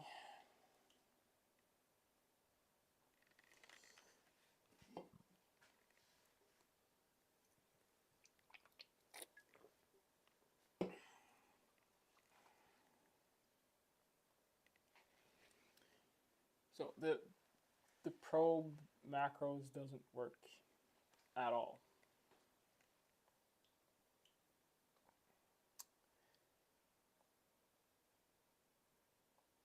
And my part cooling fan is not working too.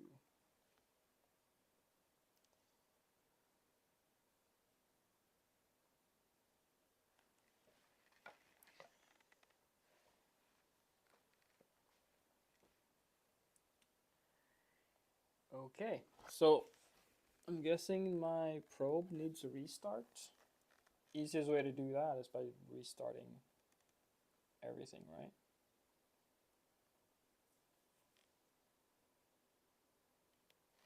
Let's just do that.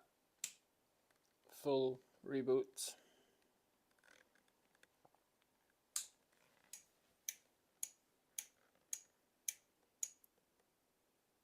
Yeah, my probe won't work. I can see that quite clearly. I need to lower the probe slightly. So I need to look at that and reprint.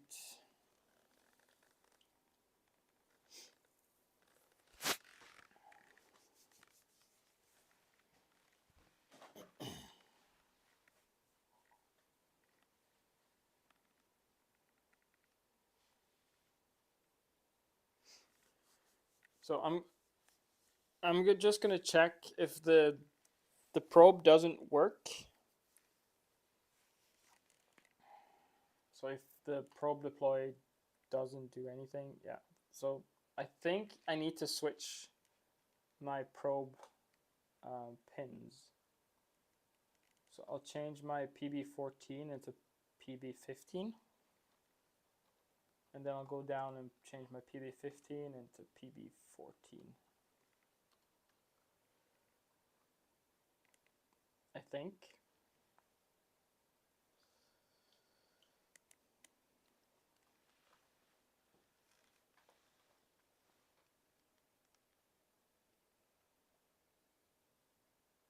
No.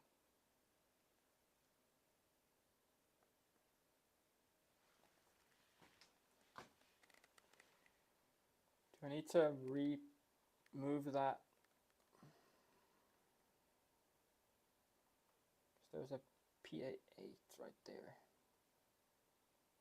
for the 3D touch. I'm gonna move that.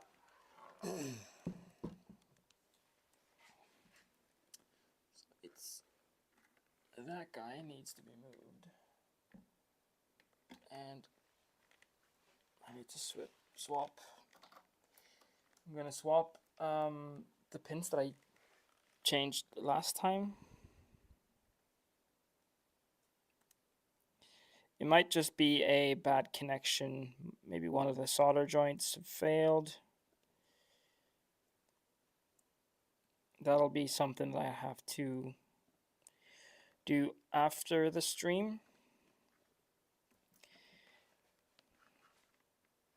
I have plenty of time this weekend actually, because I've already filmed the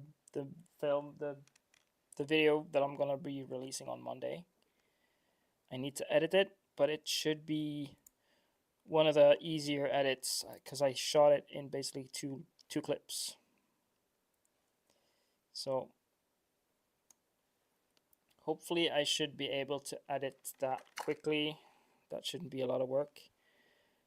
But I want to spend some time getting this thing to work before the next stream, and then next stream we're going to be doing like first print and do calibration stuff, get it to work properly. That's a good question, Mike Maker, because if I can't get the probe to work like quickly, I might as well just end my stream, because I wanted to stream for 2 or 3 hours and I've been streaming for too long. Yeah, I've been streaming for 4 hours, so I'm way past my point where I should have stopped. I just got excited, I think. So yeah, I'm gonna try this quickly, and if it doesn't work after I try this, I'm just gonna give up for today and then do it off stream. I think I'll feel less pressure if I do this off stream. So its ground is that way. Some idiot put a power supply in my way. I hate that guy.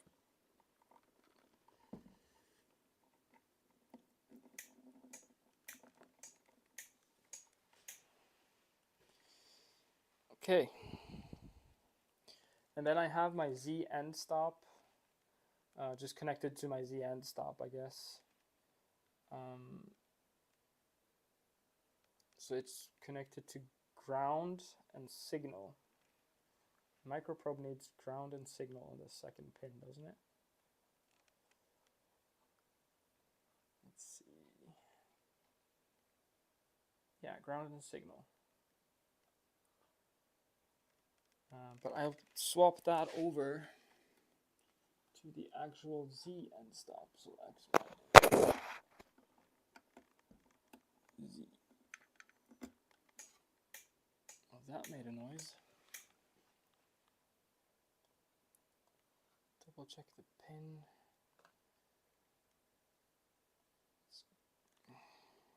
Ground and PB15. Did I just hit the wrong ones? X, Y, and Z.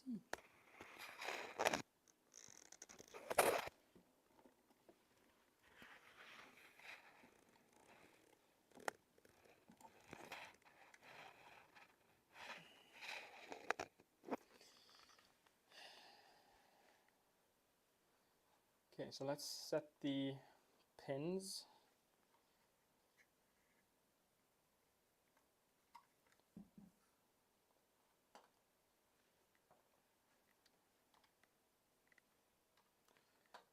And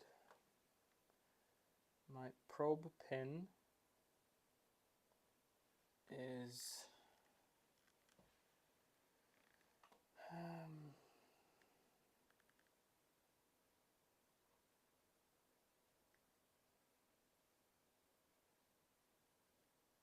PB15.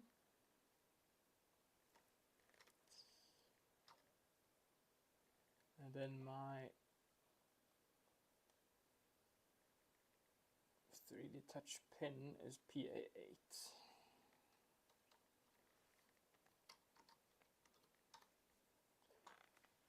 Save, restart.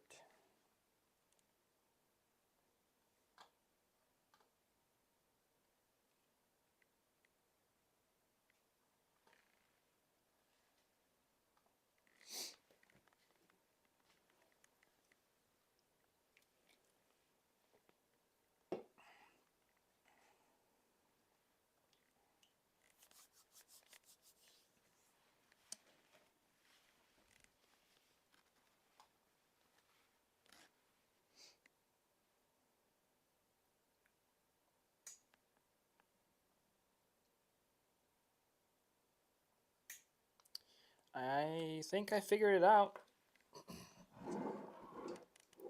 So I can home Z, but I don't think I can do anything more than just make it home. Because it looks like, to me, it looks like my Z probe is, yeah, it's too high. I need to lower my micro probe down, and I'm not going to do that on stream because it's a finicky job. I need to take my cooler off. But let's just home all. And I need to set my sensitivity and all that stuff. I'm just going to put a box right there so I don't hit the... I'm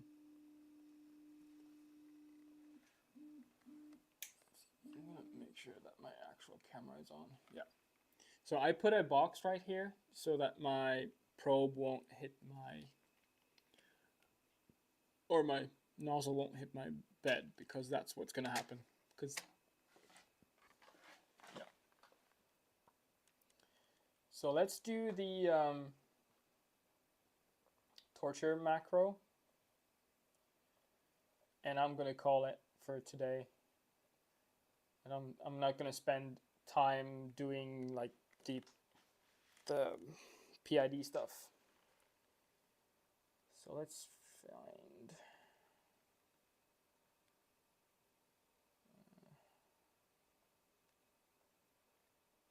my torture macros are not loaded. Macros torture.config. Did I not include them? Include macros torture.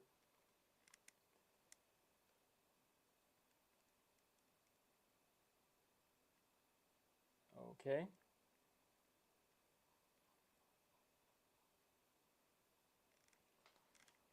Did I just forget to put in... yeah, I forgot to put in my macros. I'm so smart.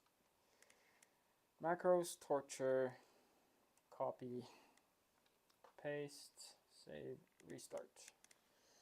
This time it's gonna work. So if this just homes XYZ, I'll do the one of my macros. Just if I can just move it, get it to move quickly, I'm happy. I'm gonna call it a day. So if you can just hit that thumbs up button, that will help me. If you're not subscribed, I'm guessing you all are because you're watching me. So yeah. Or that. I mean, if you didn't like the stream, be honest.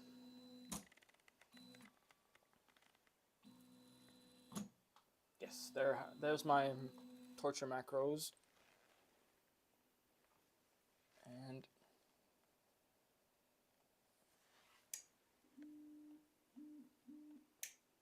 yeah. So I need to look at that.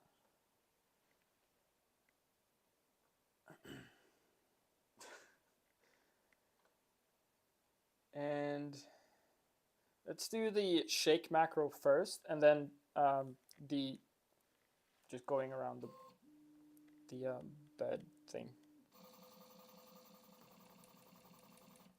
We have a moving printer.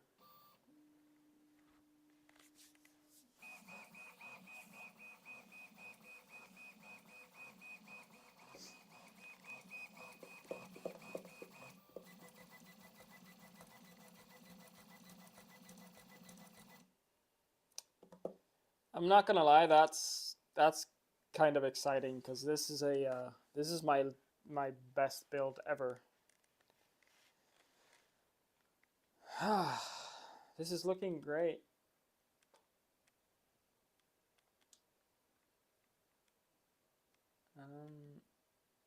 Let's just do that again. So what happens if I tell this to go to X0?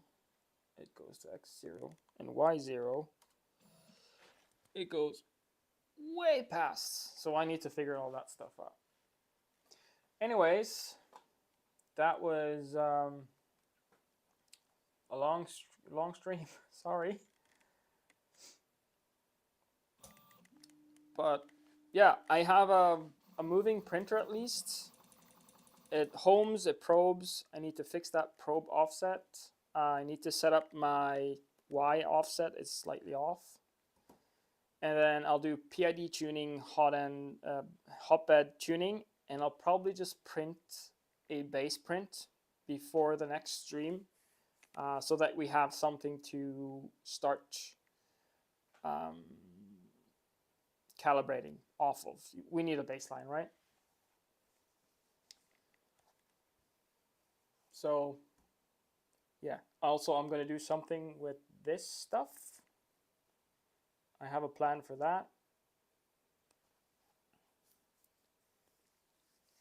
And I want to start looking at what I can do with a screen, because right now it's just there. But yeah, anyways, if you like this, hit that like button. If you're not subscribed, please do.